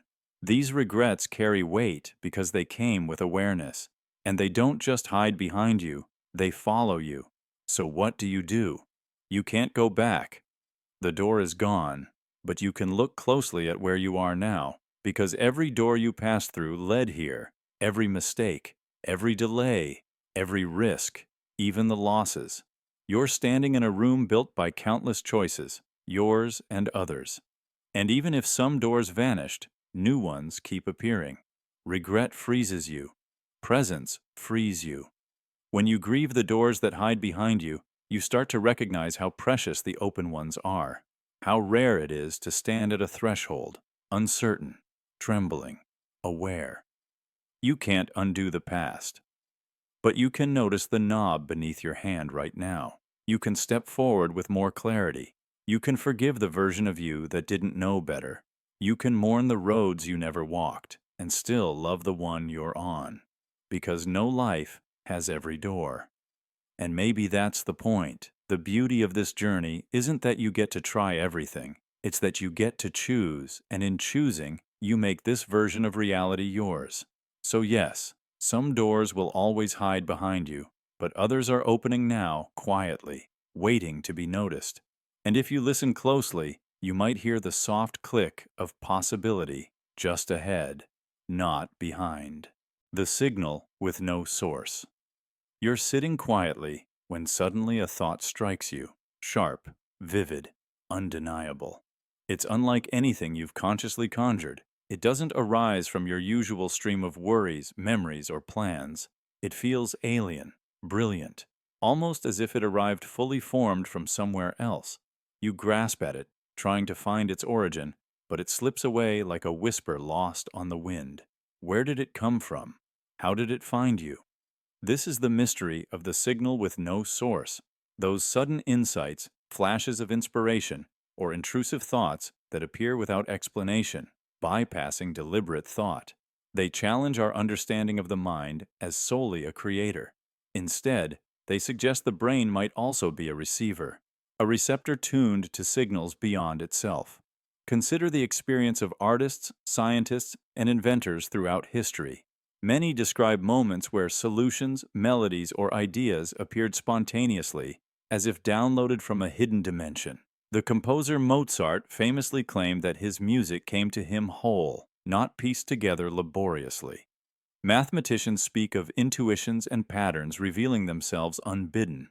Writers and philosophers describe sudden clarity emerging from silence. These moments defy the idea that all thought is constructed step by step inside the brain. Instead, they hint at a model where consciousness can tap into something deeper, a collective consciousness, a universal mind, or perhaps an unknown informational field that transcends individual experience. Neurologically, this phenomenon puzzles researchers. Brain scans show that many sudden insights arise after unconscious processing. The brain incubates problems in the background, then delivers a eureka moment to conscious awareness. But this explanation, while helpful, doesn't fully capture the eerie feeling that some thoughts simply come from elsewhere, untraceable, unexpected, and often transformative. On the other hand, some argue these signals are illusions, products of random neural firing interpreted by the conscious mind as meaningful. The brain's pattern-seeking tendencies can weave disconnected signals into coherent stories. Our need for meaning might create the illusion of a signal from nowhere, when in fact it is noise shaped by our expectations. But what if the distinction between signal and noise is itself blurred? What if the brain is both builder and receiver, a dynamic interface where internal processes and external influences intertwine? Ancient philosophies have long suggested that the mind connects with realms beyond ordinary perception. Concepts like intuition, revelation, or divine inspiration capture this idea. Modern science explores quantum theories of consciousness and information fields, seeking mechanisms that could explain how thoughts might emerge from more than just electrochemical activity. Practically, we experience the signal with no source. Every day, in dreams, moments of sudden clarity, gut feelings, or creative bursts. Sometimes, these signals guide life-changing decisions or breakthroughs. Sometimes, they sow confusion or doubt. Yet they remind us that consciousness is not fully understood and that the sources of our own thoughts may be more mysterious than we admit. So, when a thought arrives from nowhere, clear, alien, brilliant, ask yourself, is this my brain building illusions from random noise? Or am I a receiver, momentarily tuned into a deeper truth? The answer may elude certainty, but in that question lies wonder, the invitation to explore consciousness beyond the boundaries of what we assume, to recognize that the mind might not only create reality, but also perceive dimensions hidden beneath its surface. You are both the thinker and the thought, the builder and the receiver. And the signal with no source is the echo of a deeper mystery, one you carry within and beyond yourself. The shadow that leads. You're about to move. But before your body commits, something shifts. A glance, a twitch, a lean you don't remember choosing. And in the corner of your eye, your shadow responds, half a second early. It stretches ahead of you. It bends before you follow. It knows the gesture before you've fully formed it. It feels like an accident. But what if it's not? What if the shadow that leads is more than a trick of the light? What if it's telling you something, that the self you think is in charge is actually catching up? This is the eerie suggestion behind the shadow that leads, a moment, often unnoticed, where it feels like your unconscious made the move first, and you're just its reflection, not the leader, the echo. You've felt it. You walk toward something before deciding to. You speak the words before fully forming the thought. You turn down a street you hadn't planned to, and only afterward do you explain it, justify it, claim it. But in truth, your body, your instinct, your deeper self moved before you did. And your conscious mind lags behind, piecing together the narrative like a reporter arriving late to the scene. This isn't fiction. Neuroscience confirms it. Studies using EEG and fMRI scans show that your brain often makes decisions before you're aware of them. In some cases, 7 full seconds before. Electrical activity predicts your choice, whether to press a button, to move your hand, to pick left or right, before you consciously decide. That means the version of you who believes it's choosing is actually watching a choice being carried out and writing a story about why it happened. You are the explanation, not the spark. And the shadow proves it, because the shadow is not mystical. It's precise. It's shaped by your intention before you name it. You step into light, and the shadow responds instantly, even slightly before your body fully enters the new frame. A flicker of motion that hints at desire, fear, readiness. The mind works the same way. Your unconscious moves first. You feel an urge before the words for it exist. You make eye contact before you realize you want to connect. You reach for something, hesitate, and say it was a mistake. But your shadow knew. The unconscious doesn't ask for permission. It moves, and your awareness follows, like a spotlight turned late on a scene already in progress. Even in life's biggest decisions, this pattern hides.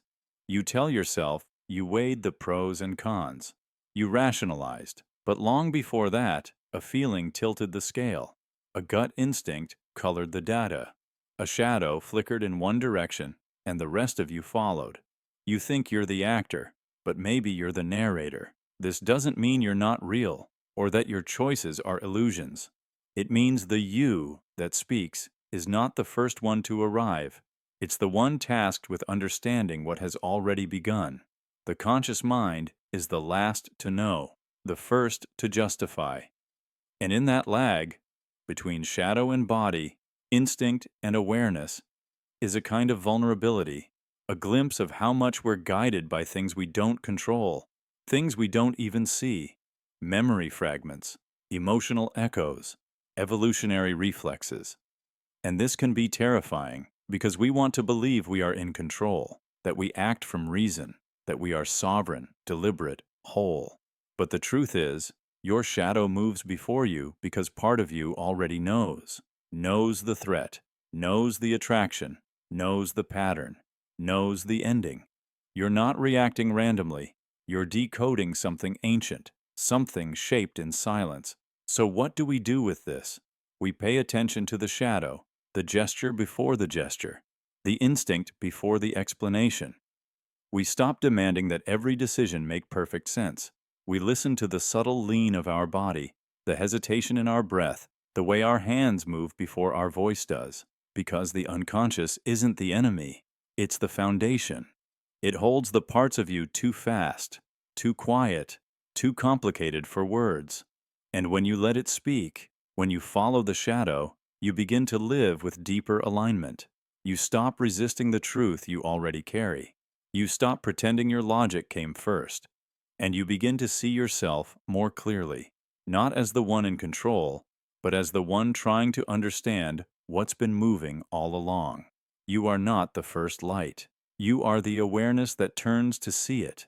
And the shadow that leads? It's not ahead of you. It is you. The part that moves without permission, without proof, and without apology. And maybe that's not something to fear. Maybe it's the most honest part of you, waiting for you to catch up. The knot with no ends. You find the knot. It's tight, dense, complex. You reach for an end to pull, some starting point, some loose thread. But there isn't one. No beginning, no finish, just tension. This is the knot with no ends, the kind of problem that isn't tangled because of chaos, but because of precision. Because every part is looped into every other part. It holds itself together not through confusion, but through logic. And that's what makes it so impossible to untie. Because how do you untangle something made of reason itself? You've felt it before, in arguments with people who seem intelligent, but always land back on the same flawed conclusion. In conversations with yourself, trying to break a habit, change a belief, escape a pattern, only to hear your own thoughts argue their way back into certainty. It's not madness, it's structure. Because some thoughts aren't chaotic. They're engineered, tightly wound belief systems, built not on truth, but on perfect internal consistency. The kind of logic that feels solid even when it's built on sand, and when you try to break it, it bends. Then it loops. Then it tightens. You're not untying it, you're feeding it. That's the nature of a belief loop. It isn't interested in facts. It isn't open to contradiction. It survives because it explains itself in circles. You think, if I do this, I'll be happy. You do it, you're not happy. But instead of abandoning the belief, your brain says, you didn't do it well enough. Try harder. Do more. And just like that, the knot gets tighter. This is how people stay in toxic relationships, or self-destructive cycles, or belief systems that harm them, not because they're unaware, but because they're trapped inside a logic loop that justifies itself, like a snake eating its own tail. Every reason has a counter-reason. Every doubt has a defense. And so the knot holds, and the longer you pull at it, the more impossible it feels, because the knot doesn't want to be undone. It wants to be believed. But here's the twist. Not all knots are meant to be untied. Some are meant to be dropped. Because when you're holding a loop with no ends, the only way out is to stop pulling, stop explaining, stop negotiating with the part of you that insists this belief is necessary for your safety, your identity, your self-worth. It isn't. It's just familiar. One woman, let's call her Sana, spent years believing she had to achieve more to deserve rest. She told herself, once I do enough, I'll finally relax. But every milestone moved the goalpost. Every success tightened the knot, until one day, she stopped. She didn't untie the belief. She just stopped believing it. She dropped it. And in that silence, something strange happened. The tension left, not all at once, but gradually. Because belief systems made of logic often die not by argument, but by neglect, not by proving them wrong, but by no longer feeding them. And you can do the same. That inner critic, you don't have to debate it, just don't obey it. That perfectionism, don't analyze it, just leave it waiting. That deep-rooted fear that says you're only worthy if you prove it, let it speak, then walk away. Because the only way to break a knot with no ends is to recognize it was never tied to truth, only to tension. So what are you still trying to untie? What idea loops in your mind, not because it's right, but because it's well defended? Because it's survived years of repetition, not years of reflection? That's the real knot. And the longer you explain it, the longer it stays. But the moment you stop needing to win the argument, it begins to loosen, not because you solved it, but because you saw it clearly. A knot doesn't unravel by force. It unravels by perspective. And sometimes, the most logical thing you can do is let go. The decision that precedes desire. You reach for the glass. You think, I'm thirsty. But the truth is, your hand was already moving before that thought surfaced. You wanted it, clearly, consciously. But neuroscience tells a different story. Brain scans show the electrical signal to move came before the conscious awareness of wanting to move. This is the decision that precedes desire, a disorienting crack in the mirror of free will. It suggests that your choices may not be triggered by desire, but that desire itself may be a postscript, a rationalization written after the decision has already begun. In 1983, neuroscientist Benjamin Libet conducted a groundbreaking experiment. He asked participants to flex their wrist whenever they felt the urge, and to report the exact moment they became aware of that urge. Meanwhile, electrodes tracked brain activity. What he found was shocking. The readiness potential, a measurable brain signal indicating movement, occurred roughly 350 milliseconds before the participant consciously decided to act. In other words, your brain moves before you know why. The decision comes first. The awareness follows. It's not just action, it's thought. Other studies show that when you think you've made a free decision, what to eat, where to go, who to trust, your brain may have already made the choice seconds earlier. You're not deciding, you're receiving the decision. Like a script handed down from a part of your mind that doesn't ask for your permission. So who's really in control? Is it you? Or is it something deeper, something hidden? The unsettling answer is, we don't know. But what we do know is this: consciousness may not be the driver of your life. It may be the narrator, telling the story after the wheels are already turning. This isn't just theory, it's reflected in experience. Have you ever made a decision and then come up with reasons later? Have you ever felt a sudden gut choice without logic, and only afterward built an argument to justify it? That's the pattern. Your mind constructs reasons to protect the illusion of authorship, but the decision, the real decision, might have already occurred in the dark. This opens a terrifying possibility that your conscious self, the thinker, the planner, the moral agent, is not in charge. It's a passenger, an observer, watching a deeper machinery run the show, and yet, it feels like you chose. You feel it in your bones. You feel it in your guilt, your pride, your identity. You say, I wanted this. I decided this. Because if you didn't, who did?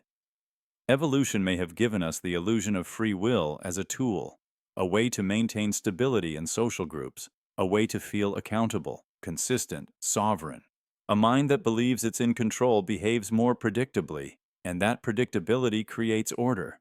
But if we peel back the layers, choice becomes a murky sequence. Signals fire, muscles prepare, desire enters only after the motion has begun. And consciousness, always late, writes the history. So where does that leave you? Are you just a machine? Just a sequence of firing neurons? Just a puppet with delusions of choice? Maybe not, because even if your conscious mind isn't the initiator, it may still be the editor. It may not write the first draft, but it can revise, pause, reflect, interrupt. Libet himself believed this. He said we may not control the urge, but we can veto it. He called it free won't, the power to say no.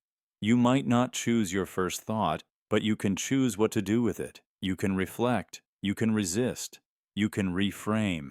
You can decide to become aware. And in that awareness, maybe something new is born. So maybe free will doesn't live in the spark. Maybe it lives in the space between impulse and action. In the delay, the doubt, the discomfort, the place where you ask, why did I want that? Where did that thought come from? Is this really me or just momentum? The decision that precedes desire isn't proof that you're powerless. It's proof that the self is layered, strange, and incomplete. That there are forces within you that move before you understand them, but also that awareness, true awareness, is a form of rebellion, not control, but clarity. And maybe that's enough. The reality that hates being observed. You're told reality is objective, solid, predictable, independent of you. But the closer you look, the more that belief begins to crack. At the smallest levels of existence, particles do something strange. They shift. They behave differently depending on whether you're watching them.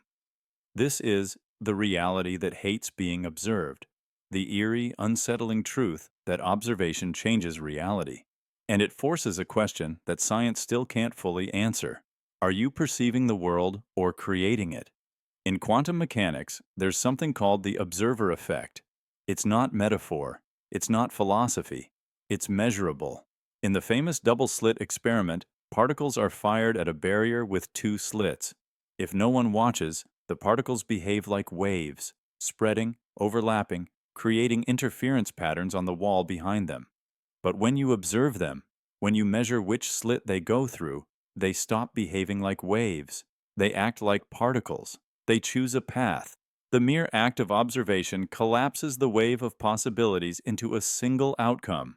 It's as if the universe says, "Fine, I'll choose, since you're looking."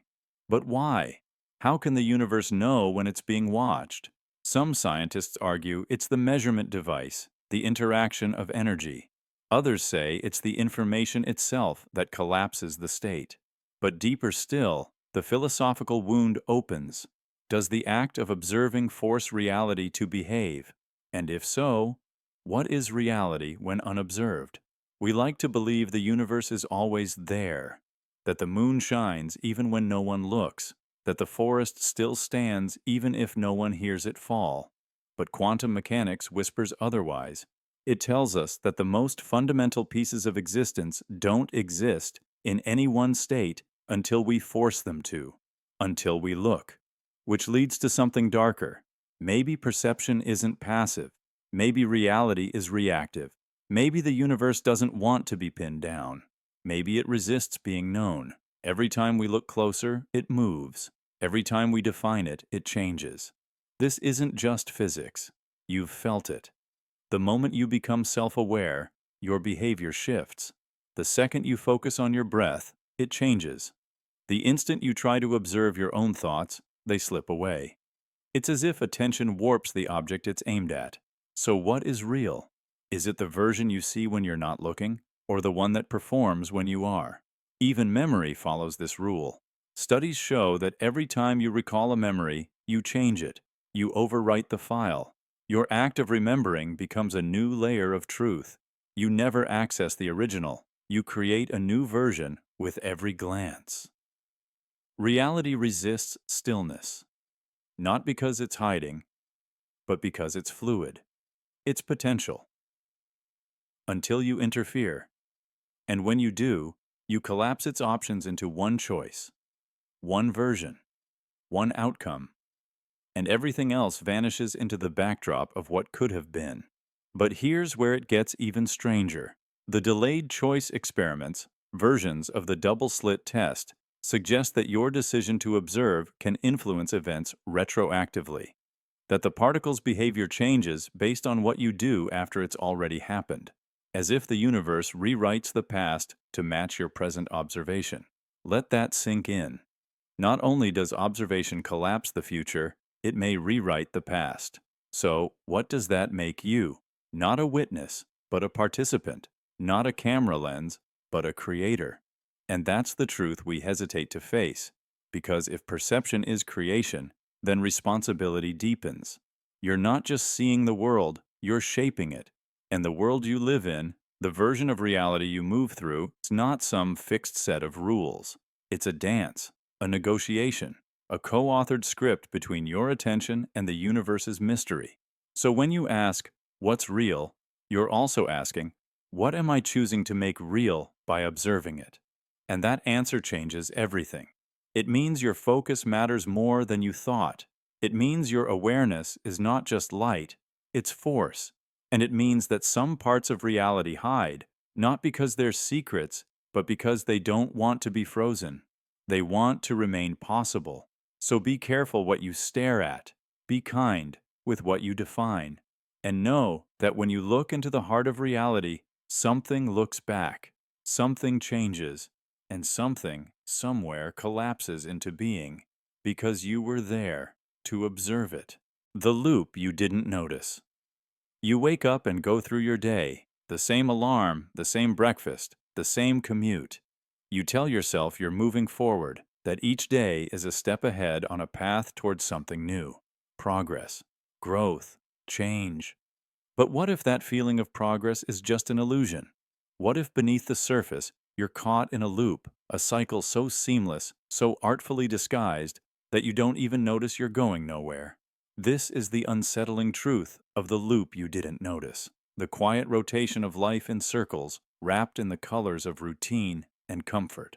The daily rituals you perform with precision and purpose might not be stepping stones to a new destination, but wheels turning endlessly on the same track. Imagine a carousel spinning under a night sky. The horses gallop forward, but they never leave the platform. They rise and fall, their manes fluttering, their eyes bright. But the entire ride is a circle, a loop that returns you always to where you started. Your routines are like that. You rise, you work, you sleep, you repeat. Each day mirrors the last. Each week, a reflection of the one before. The same worries, the same conversations, the same decisions. You might chase new goals, but often those goals are shaped by the same fears and beliefs that kept you stuck before. You call it progress, but it is rotation. This loop is beautifully disguised. It wears the mask of productivity, responsibility, and ambition. It uses familiar landmarks, your job, your relationships, your habits, to convince you that you're moving forward. But look closer. The patterns repeat. The challenges circle back. The same emotional struggles return. The same mistakes are made. Why don't we notice this loop? Because it feels safe. Because the human brain craves predictability. Because change is difficult, scary, uncertain. So we settle into the comfortable illusion of forward motion, mistaking rotation for progress. This isn't just a poetic idea. Psychology calls it habituation. When repeated behaviors become automatic, when we stop perceiving novelty in our experiences. Neuroscience shows how habits hardwire neural pathways, making our actions feel effortless but often repetitive. The mind thrives on routine, but routine can imprison us in endless cycles. Take someone stuck in a dead-end job, working hard day after day, believing each paycheck moves them closer to their dreams. But their dreams shift, or are deferred, or forgotten. Years pass. They're still in the same place, physically, emotionally, spiritually. That's the loop. Or consider relationships that cycle through the same conflicts, patterns of misunderstanding and reconciliations, giving the illusion of progress while repeating the same dynamics. Even personal growth can become a loop when self-improvement efforts become rituals devoid of real transformation. Reading books but not applying insights, setting goals but never changing behaviors, chasing success but feeling emptier. The question then becomes, how do you break free from the loop you didn't notice? The answer lies in awareness, not superficial observation, but deep, honest reflection. Question your routines. Are they serving your growth or preserving your comfort? Are your actions aligned with your true desires or programmed responses? Are you moving forward or merely rotating in place?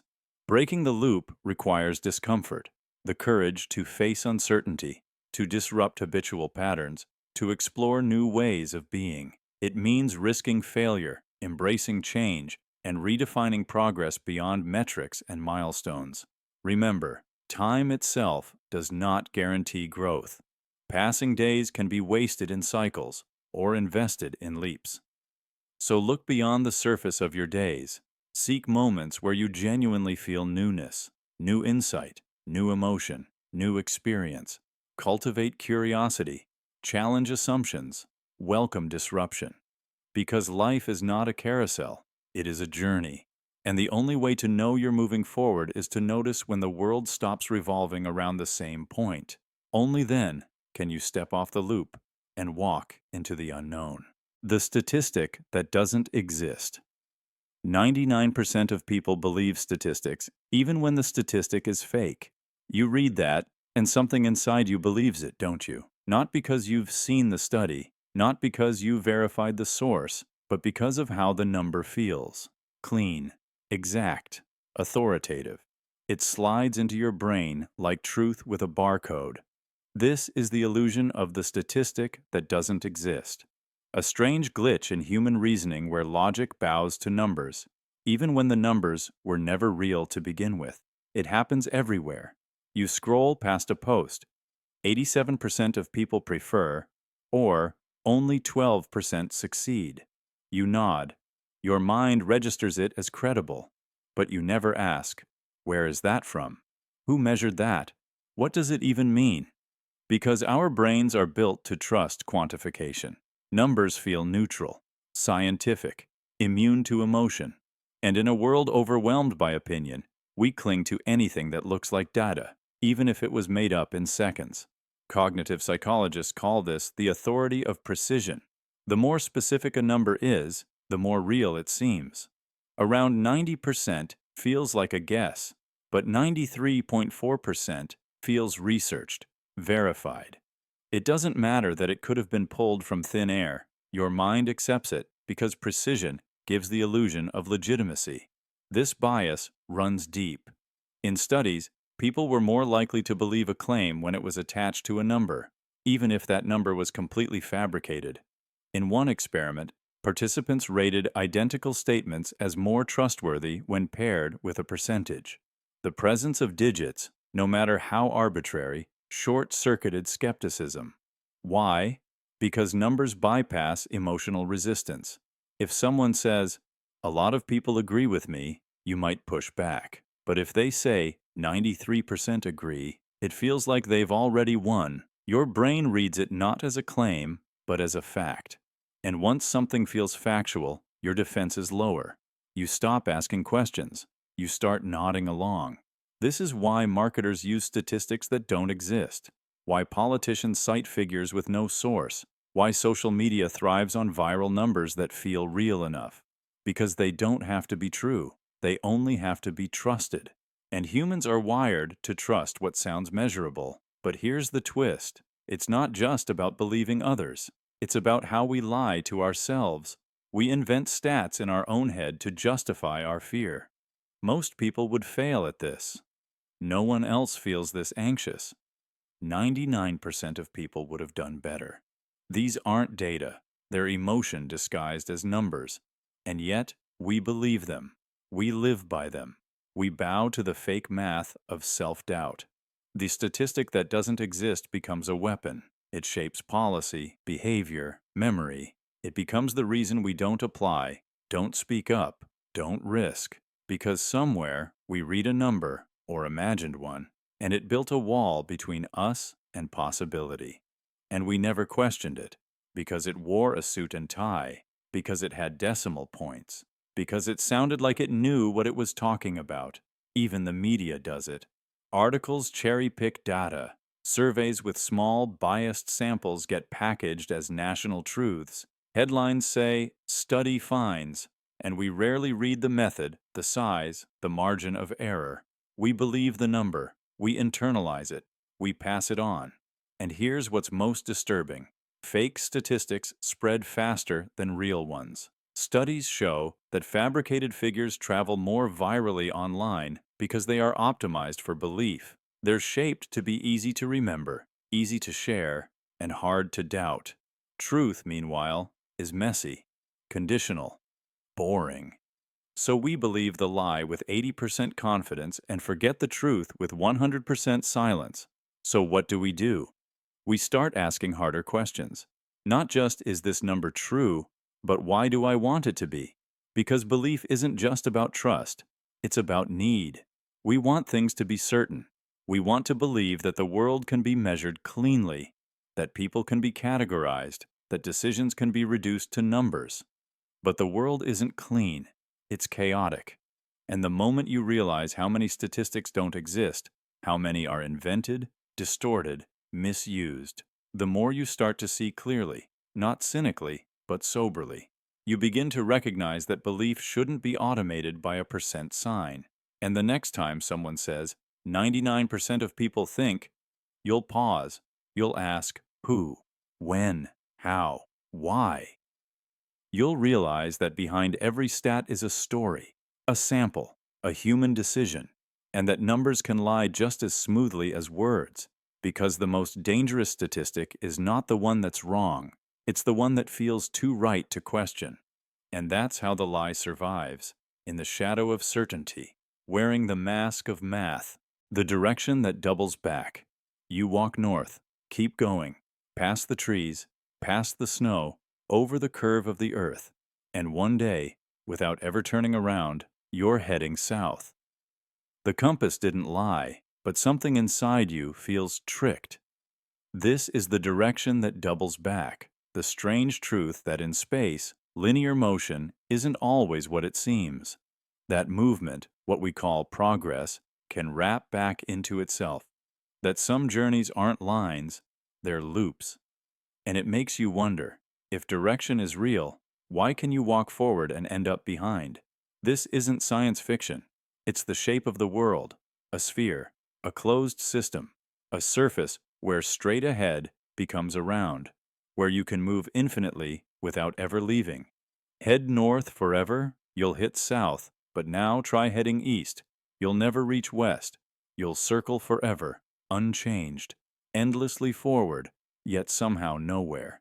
East and west have no endpoints, but they feel like they should, because your brain was built for flat maps, for cause and effect, for before and after.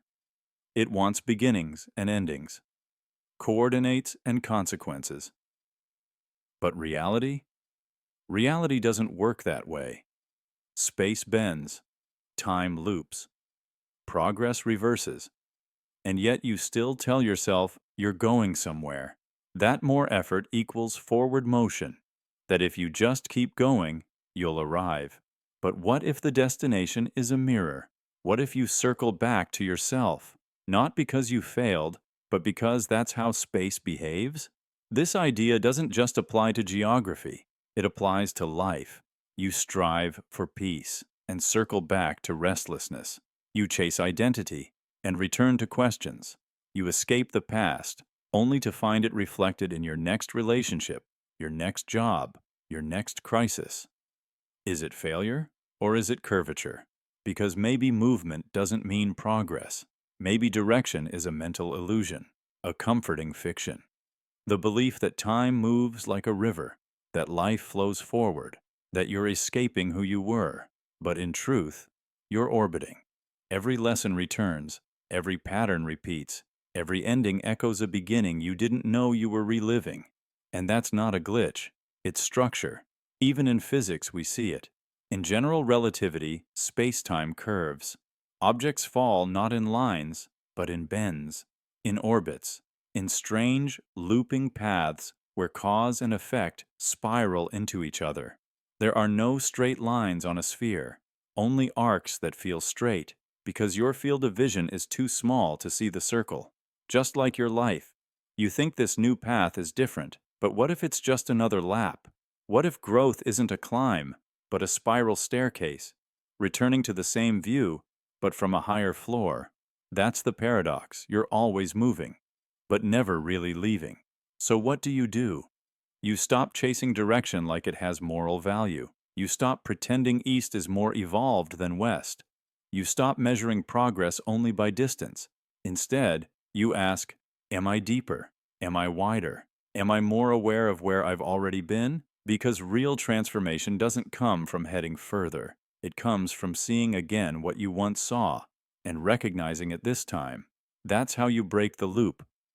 Not by escaping it, but by naming it. By realizing that some returns aren't regressions, they're reflections. And some circles aren't traps, they're revelations. One man, let's call him Jordan, spent years chasing spiritual enlightenment, moved across the world, meditated in silence, read every sacred text, and one night, sitting alone in the dark, he realized the stillness he was seeking had existed in him before he ever left home. But he couldn't have known that then, because sometimes you have to complete the loop to realize you were always there. So if you feel like you're back where you started, look closer. You're not. You're not repeating the same moment. You're arriving at it from a different dimension, because space may bend, but awareness expands, and while direction may lie, perspective never does. The stranger that feels like home. You lock eyes with someone you've never met, a stranger. But something clicks, not just attraction, not just familiarity, something older, something that bypasses small talk and speaks directly to your nervous system. You feel safe, seen, understood. They feel like home, and you don't know why. This is the stranger that feels like home. It's not supposed to make sense. They're new, unproven. A name you just learned, a voice you've never heard before today. And yet, you find yourself leaning in. You find your guard lowering. You laugh without hesitation. You share without permission. They feel like someone you were always meant to remember. Psychology calls this imprinting, a tendency to form deep emotional bonds quickly when certain subconscious needs are met. Maybe their tone reminds you of someone who once protected you. Maybe their eyes mirror the way you wish your parent had looked at you. Maybe their presence fits a pattern your childhood once carved. But what if it's more than just psychological residue? What if this stranger isn't new to you? What if your logic simply hasn't caught up with the memory? The human brain processes more than 11 million pieces of information per second, but only a tiny fraction reaches conscious awareness. The rest, tone, posture, rhythm, micro-expression, is stored somewhere deeper, beneath words, beneath rationality, like a song your body remembers before your mind can name the melody. Maybe your logic is trying to behave. Stay cautious, stay smart, stay skeptical, but your emotional memory already knows them. And here's where it gets strange.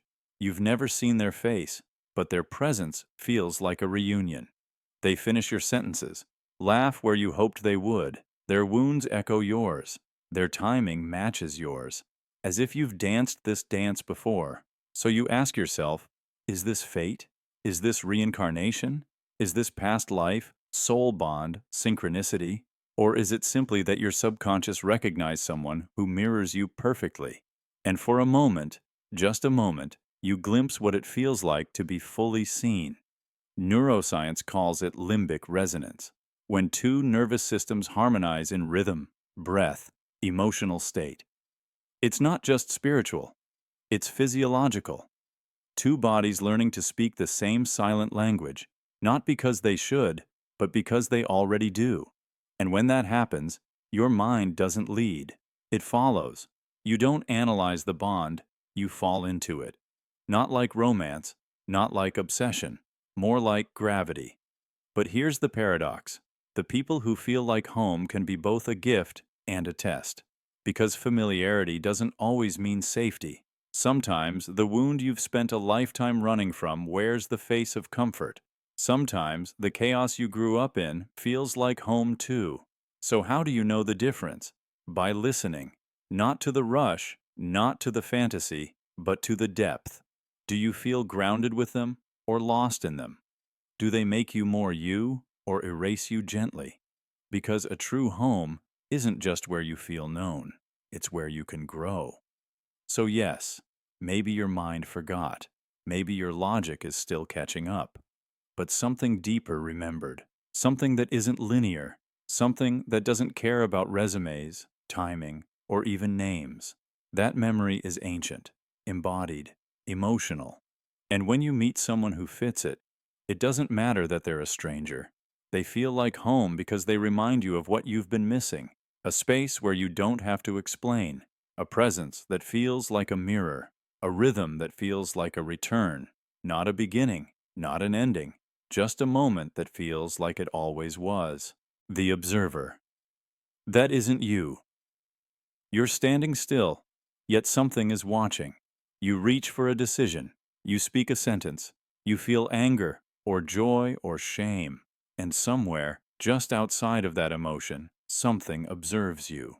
Not your thoughts, not your voice, but the one who sees it all unfold. Who is that? This is the observer that isn't you. The strange, almost supernatural experience of witnessing your own life from within, but also from outside. of realizing you are not just the person acting, thinking, choosing, you are also the one watching it all happen. But if you are the one being watched, who is watching? The self is slippery. You think you know who you are, the one who says I in your head, the one who decides, who remembers, who reacts. But that I changes. You're not who you were 5 years ago, or last week, or 5 minutes ago. You've watched your beliefs evolve, your opinions shift. You've said, I don't know why I did that, or that wasn't like me. So if the self changes, who is noticing the change? Who is steady when you are inconsistent? It's the observer, the silent witness, the one behind the thoughts, behind the persona, behind the name, the age, the memories, the roles you play. You can sense it when you meditate, when you dissociate, when you grieve, and a part of you watches the sobbing happen like it's not even yours. When you feel embarrassed and simultaneously aware that you're feeling embarrassed. That awareness, that watcher, it doesn't speak, it doesn't intervene, but it sees. It always sees. And it raises the unsettling question, are you the actor or the audience? In neuroscience, the self is often described as a construct, a network of memories, preferences, and identity markers the brain assembles to navigate the world. The you who makes choices is an interface, a performance. But who is the interface for? Who's observing it? Some call it meta-consciousness, the mind's ability to reflect on itself. Others call it the higher self, the soul, pure awareness. Whatever name you give it, the experience remains. There is something within you that watches even your most private moments and doesn't flinch. It doesn't age. It doesn't argue. It doesn't panic. It simply observes. And it feels older than you, more still than you, more permanent than you. You can try to ignore it, drown it in distraction, lose yourself in roles, chase dopamine, success, validation, but in the quiet moments, it returns. When you're alone, when the noise fades, when something massive happens and the identity you've built cracks under the weight of life, there it is, watching, not judging, just witnessing. And this raises a deeper question. If the self is just a set of shifting traits, who is the one carrying the memory of all those selves? How can you remember being a different person unless there was something unchanged to compare it to? It's as if your personality is an actor and your awareness is the audience. You live as the actor. You dress it up, give it lines, hand it goals, let it play out stories. But all the while, you are also the one in the back row of the theater, watching it unfold, detached, but deeply present.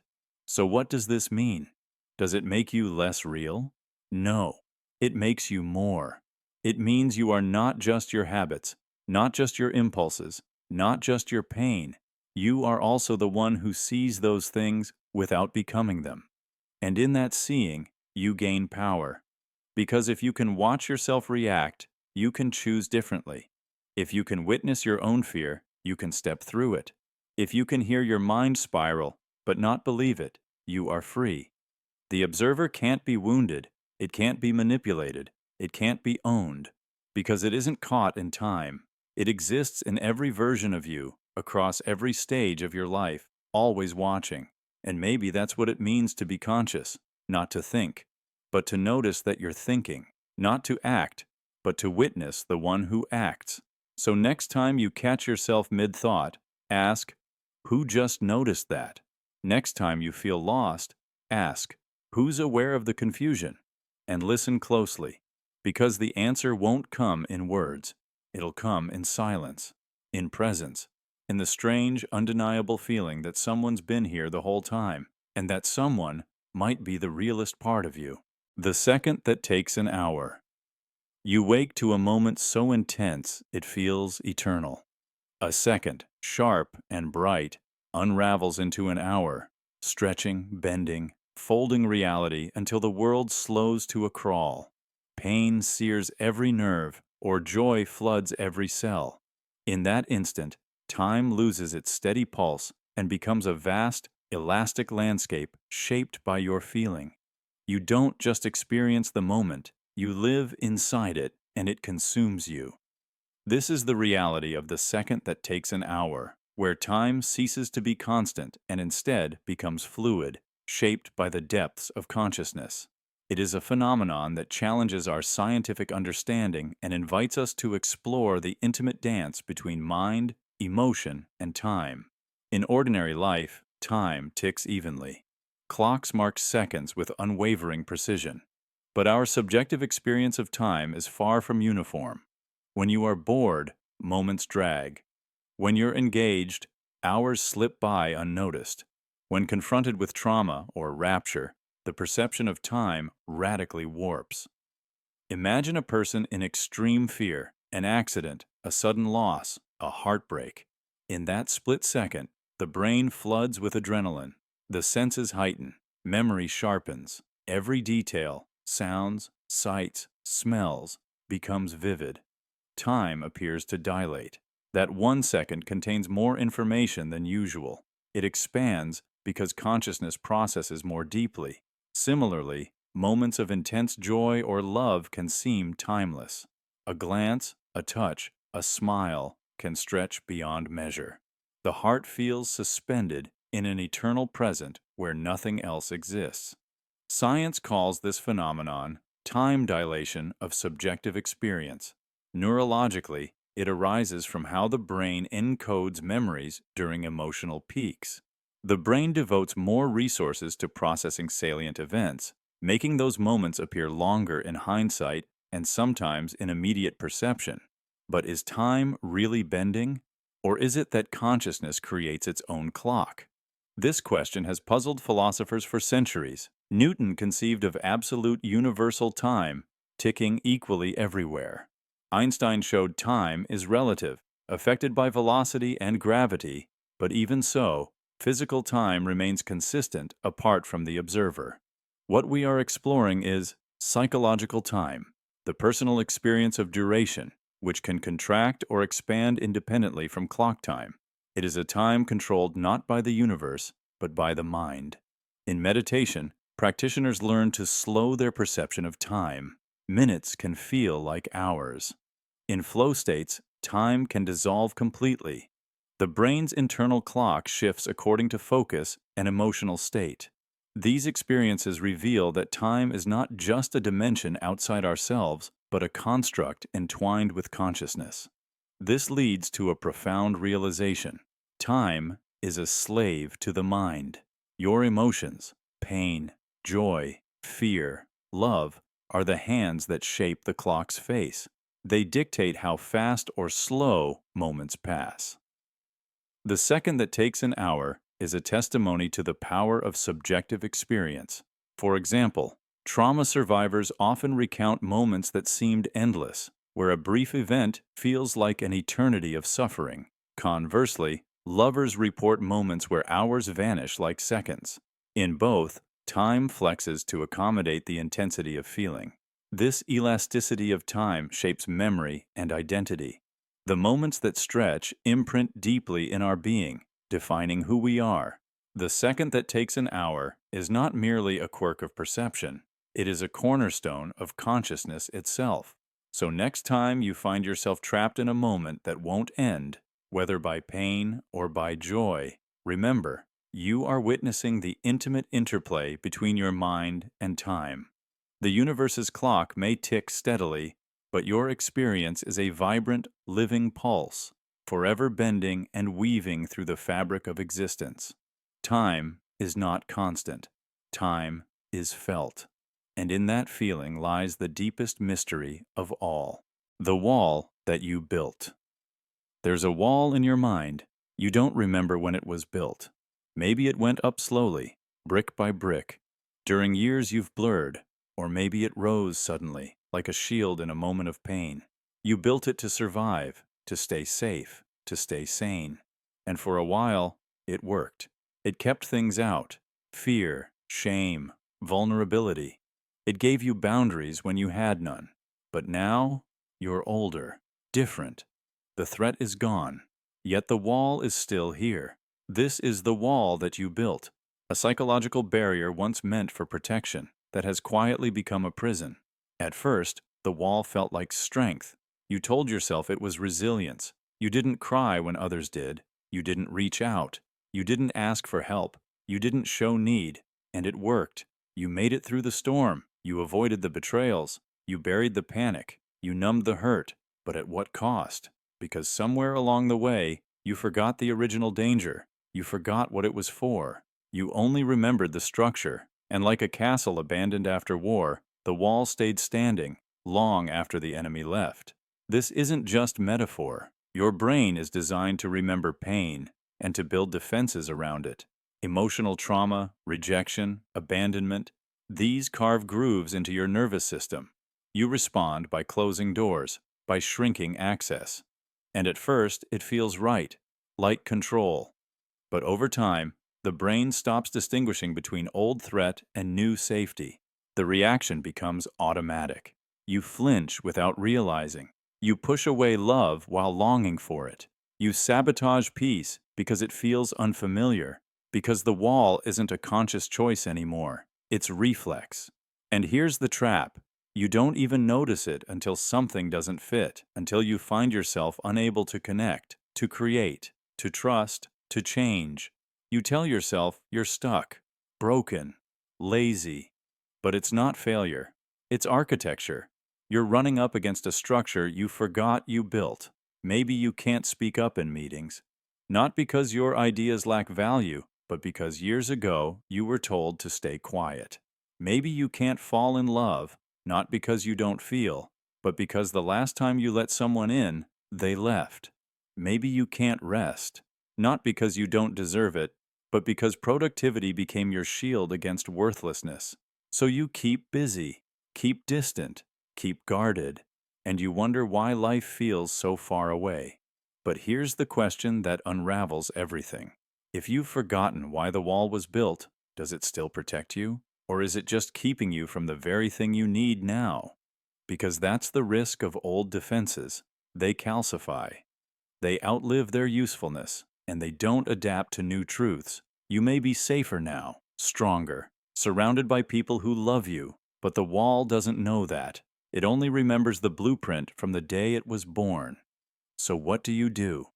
You begin by noticing the wall, not trying to destroy it, not yet, but seeing it, hearing the voice that says, don't try, don't trust, don't feel, tracing it back, not to self-hate, but to self-preservation, because that wall didn't come from weakness. It came from survival, from a version of you that did the best they could with what they had. And maybe you thank that version for building the wall, for getting you here, for holding the line when no one else would. But then you ask yourself, do I still need this? Because you can't heal what you think is your identity. You can't tear down what you still believe is keeping you safe. So you shift the narrative. You realize the wall is not you. It was something you made once. And just like it was built, it can be unbuilt. Not all at once, but brick by brick. Every time you speak the truth you were told to swallow. Every time you stay when fear tells you to run. Every time you rest and breathe and feel, even when it hurts. Because what once protected you may now be what holds you back. And freedom doesn't always come with fire. Sometimes it comes with a quiet hand, lifting the first brick and saying, I don't need this anymore. The pattern inside chaos.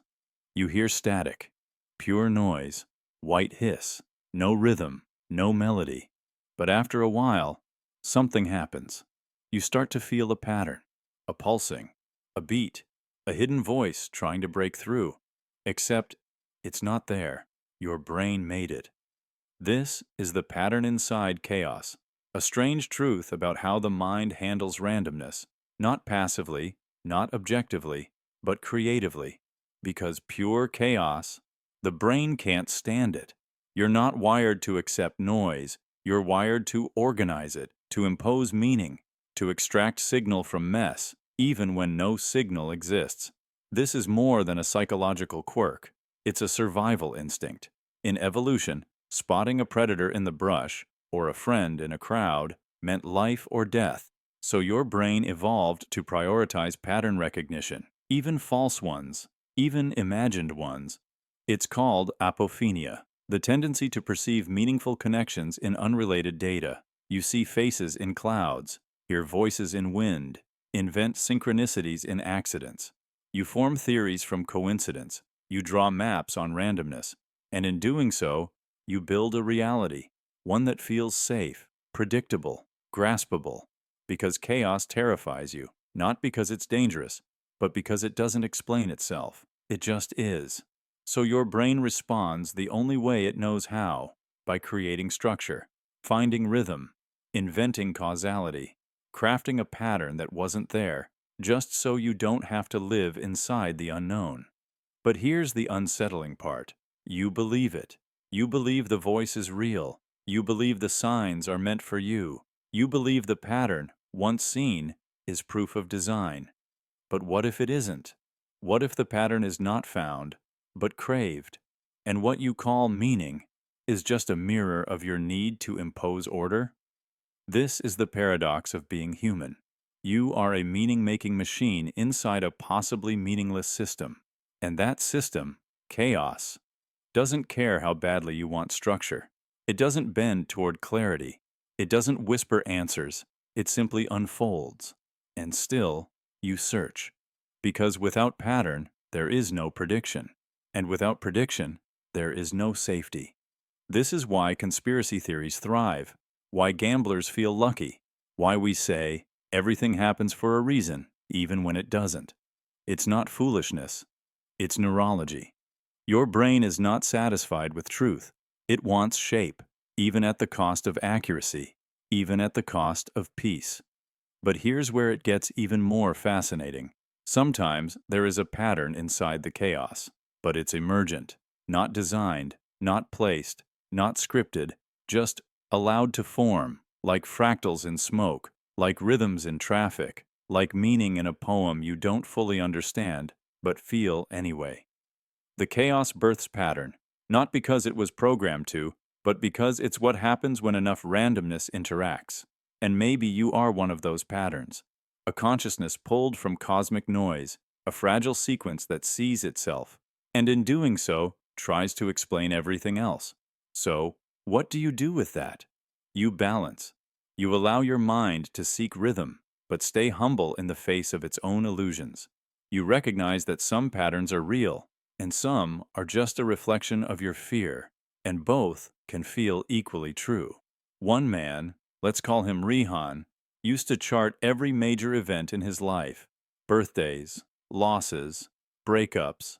He believed there was a rhythm to it, a divine timing, a hidden pattern that, once decoded, would give him peace. But eventually, he realized the peace didn't come from the pattern. It came from the feeling of understanding, even if that understanding was constructed. So maybe the point isn't to know whether the pattern is real. Maybe it's to ask, what does this pattern give me? And if the answer is clarity, relief, courage, then maybe the pattern doesn't need to be proven. It just needs to be held gently, because the mind will always crave order, and the world will always shimmer with chaos. And you live in the dance between, not lost, not deluded, just human, searching for symmetry in the storm, the equation. With no solution, you've turned it over 100 times in your head, maybe more. The same problem, the same aching question, the same loop that tightens each time you try to escape it. You've sought advice. You've journaled, meditated, raged, prayed, and still, it remains. This is the equation with no solution. A paradox you didn't choose, but can't seem to leave. A feeling that the answer must be out there, just beyond your reach. And if you think hard enough, care deeply enough, suffer long enough, you'll break through. But what if that breakthrough never comes? What if the problem was never meant to be solved? In mathematics, certain equations are unsolvable, not because you're doing it wrong, but because, by their very structure, they defy resolution. They spiral into infinity. They contain contradictions. They collapse under the rules that define them. And in life, the same thing happens. Some wounds never close. Some choices have no right answer. Some relationships live in limbo forever. We are taught to believe that every struggle is a temporary state, a puzzle we just haven't figured out yet. But some things resist logic, strategy, and closure. Some problems are designed not as trials to conquer, but as mirrors to live beside. What if the point is not to solve it, but to carry it, to feel its weight, to let it shape you, to walk with it, like a shadow that never leaves, but also never blocks the sun entirely? Think about grief. You can't fix it. You can't reverse it. No solution exists to bring the lost person back. And yet grief is one of the most transformative experiences we endure, not because it ends, but because it changes us. Think about identity, about love, about meaning. There is no equation that resolves these, only experiences that deepen them. We search for resolution because resolution feels safe. It feels final. But what if that finality would erase something important? What if the struggle itself is the point? Consider this. Some of the most meaningful things in your life were born from tension. The decision you never fully made, the dream you chased and lost, the apology you never got, the self you've been trying to become. Each of these is a variable in an unsolvable equation. Each of them leaves something open, unresolved, alive. And maybe that's where meaning lives, not in the answer, but in the asking. Rainer Maria Rilke wrote, "Be patient toward all that is unsolved in your heart and try to love the questions themselves. Because the question pulls you forward, the ache keeps you searching, the absence carves out space for becoming. There's a quiet kind of strength in letting the problem remain, in resisting the urge to tidy your pain into purpose, in saying, I don't know and maybe I never will, but I'm here anyway, because maybe the real answer is found not in clarity, but in continuing, like music that never resolves its chord, like a sentence that ends in a breath, not a period, like a life that is more poem than equation. We are conditioned to believe that the destination matters most, but some truths are not destinations. They are journeys that echo, forever incomplete. So if you're facing something that won't resolve, don't force it. Stop treating your soul like a problem to fix. Sit with the unknown. Let it change you. Let it humble you. Let it show you who you are when you stop trying to win. Because the equation with no solution may be the most honest kind. The one that reminds you, you were never here to finish the story. You were here to feel it unfold. The destination that wasn't real. You spent years chasing it. The dream, the milestone, the version of life that shimmered just out of reach. You worked late. You sacrificed. You said no to things you loved. You built your story around a singular destination, a job title, a number, a person, a place. And then one day, you arrive. And it doesn't feel the way you thought it would. There's no applause, no transformation, just silence, maybe even emptiness. Or worse, disappointment. This is the destination that wasn't real, the experience of reaching a long-held goal only to realize it wasn't what you needed. And it leaves you haunted, asking, was I chasing the wrong thing? But maybe that's not the right question. Maybe the goal was never the point. Maybe the destination was a necessary illusion. Because humans don't move toward logic, we move toward meaning, toward images, symbols, promises of who we'll become once we arrive. You weren't just chasing the goal. You were chasing the person you thought you'd be once you reached it. The confident version. The healed version. The version who would finally be enough. But goals are time-sensitive illusions. They exist to motivate, to shape your actions, to give structure to chaos. They give your suffering direction. They turn pain into fuel. And once you arrive, once you're standing in the place you dreamed of, reality breaks the spell.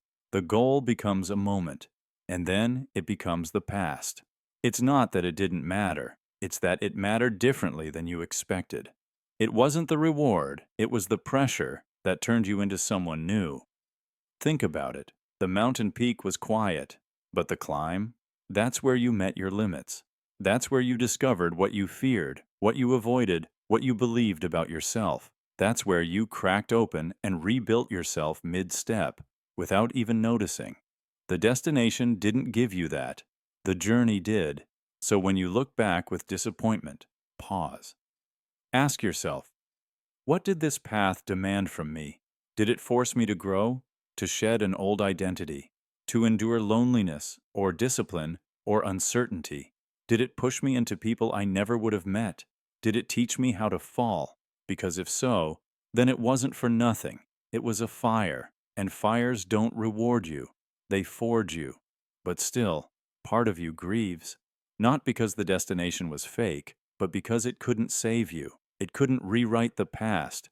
It couldn't give you the feeling you thought was waiting there. And that's where the heartbreak lives. You thought reaching the goal would silence the doubt, fill the absence, close the story. But it didn't. Because goals don't complete you, they reveal you. And when the revealing is done, you feel the emptiness return. Not because you failed, but because that goal is no longer big enough to hold who you became along the way. So you mourn it. And that mourning feels like regret, like confusion, like a betrayal of the dream that once kept you alive.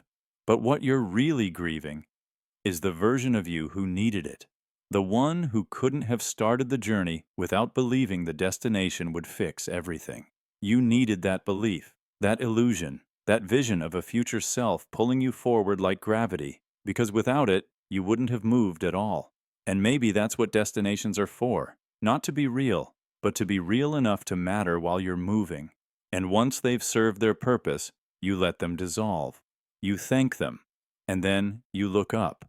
Because now, you're standing in a new place, and it's your turn to ask a different question. What will I chase next? Not because I need the reward, but because I need the transformation? What illusion am I willing to follow now, knowing full well it might vanish once I arrive? That's not foolish. That's evolution. That's how humans grow. Through dreams we don't need to keep. Through goals we're brave enough to outgrow.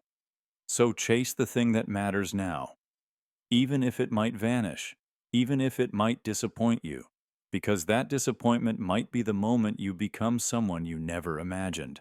And that someone is more real than any destination could ever be. The steam that shapes the pot. You've been taught to believe that structure precedes function, that the framework of something determines how it behaves, what it can do, and what it becomes. Buildings follow blueprints, machines adhere to designs, even living things are thought to be built by rigid genetic codes that shape every action and form. This logic feels natural, even absolute. Structure defines function. The container holds the content. The mold shapes the metal. But what if the reverse is true, sometimes? What if function, the very act of doing, reshapes the structure itself? What if the flow, the motion, the pressure inside a system bends and rewrites the rules of the form, altering the shape it was supposed to keep? Consider the simple act of boiling water in a pot. The pot is made of metal, solid, rigid, designed to hold water safely as heat transfers into it. The structure is fixed. The function, to contain and transfer heat efficiently. But as the water heats, it releases steam. This invisible vapor pushes upward, swirling, expanding, escaping. The pressure of the steam reshapes the interaction inside the pot, causing vibrations, expansions, even sometimes distorting the lid or the pot's surface over time. The steam, the function of boiling water, doesn't just obey the pot's structure, it challenges and changes it. This is the paradox of the steam that shapes the pot, where function can rewrite structure, where doing changes being. Look deeper into nature and technology, and you'll find countless examples. In biology, bones adapt to stress and movement. They remodel, growing denser where pressure is higher and thinning where it is less. The function of movement sculpts the structure of the body over time. You are not a fixed machine, but a dynamic system, continuously rewritten by use and environment. In technology, software evolves through user interaction. Code. written years ago gets reworked and reshaped because how people use a program changes what it must do. The function, how it's used, reshapes the structure, the code itself. Even society works this way. Laws and institutions may be created to structure behavior, but the collective actions of individuals, the functions of everyday life, bend and reshape those rules. Culture evolves not because laws dictate it rigidly, but because living practice rewrites them. This challenges our view of reality as a strict hierarchy of form and function. Instead, reality may be a dance, a feedback loop where structure and function continuously influence and transform each other. You start with a shape, but the shape is not final. It responds, it adapts, it learns. And in that interplay, the universe reveals itself not as a clockwork machine, but as a living, breathing system, fluid, self-organizing, ever-changing. The steam that shapes the pot is a metaphor for this dynamic truth. It reminds us that rules and forms are not fixed prisons, but flexible frameworks, malleable in the hands of function and flow. So when you think of your own life, your beliefs, your environment, remember this. You are not just shaped by structure, you are shaped by action, by movement, by the steam rising inside you, pressing against your limits, expanding your form. And as you function, create, love, struggle, grow, you reshape yourself and your world. Reality doesn't only follow rules. Sometimes it rewrites them.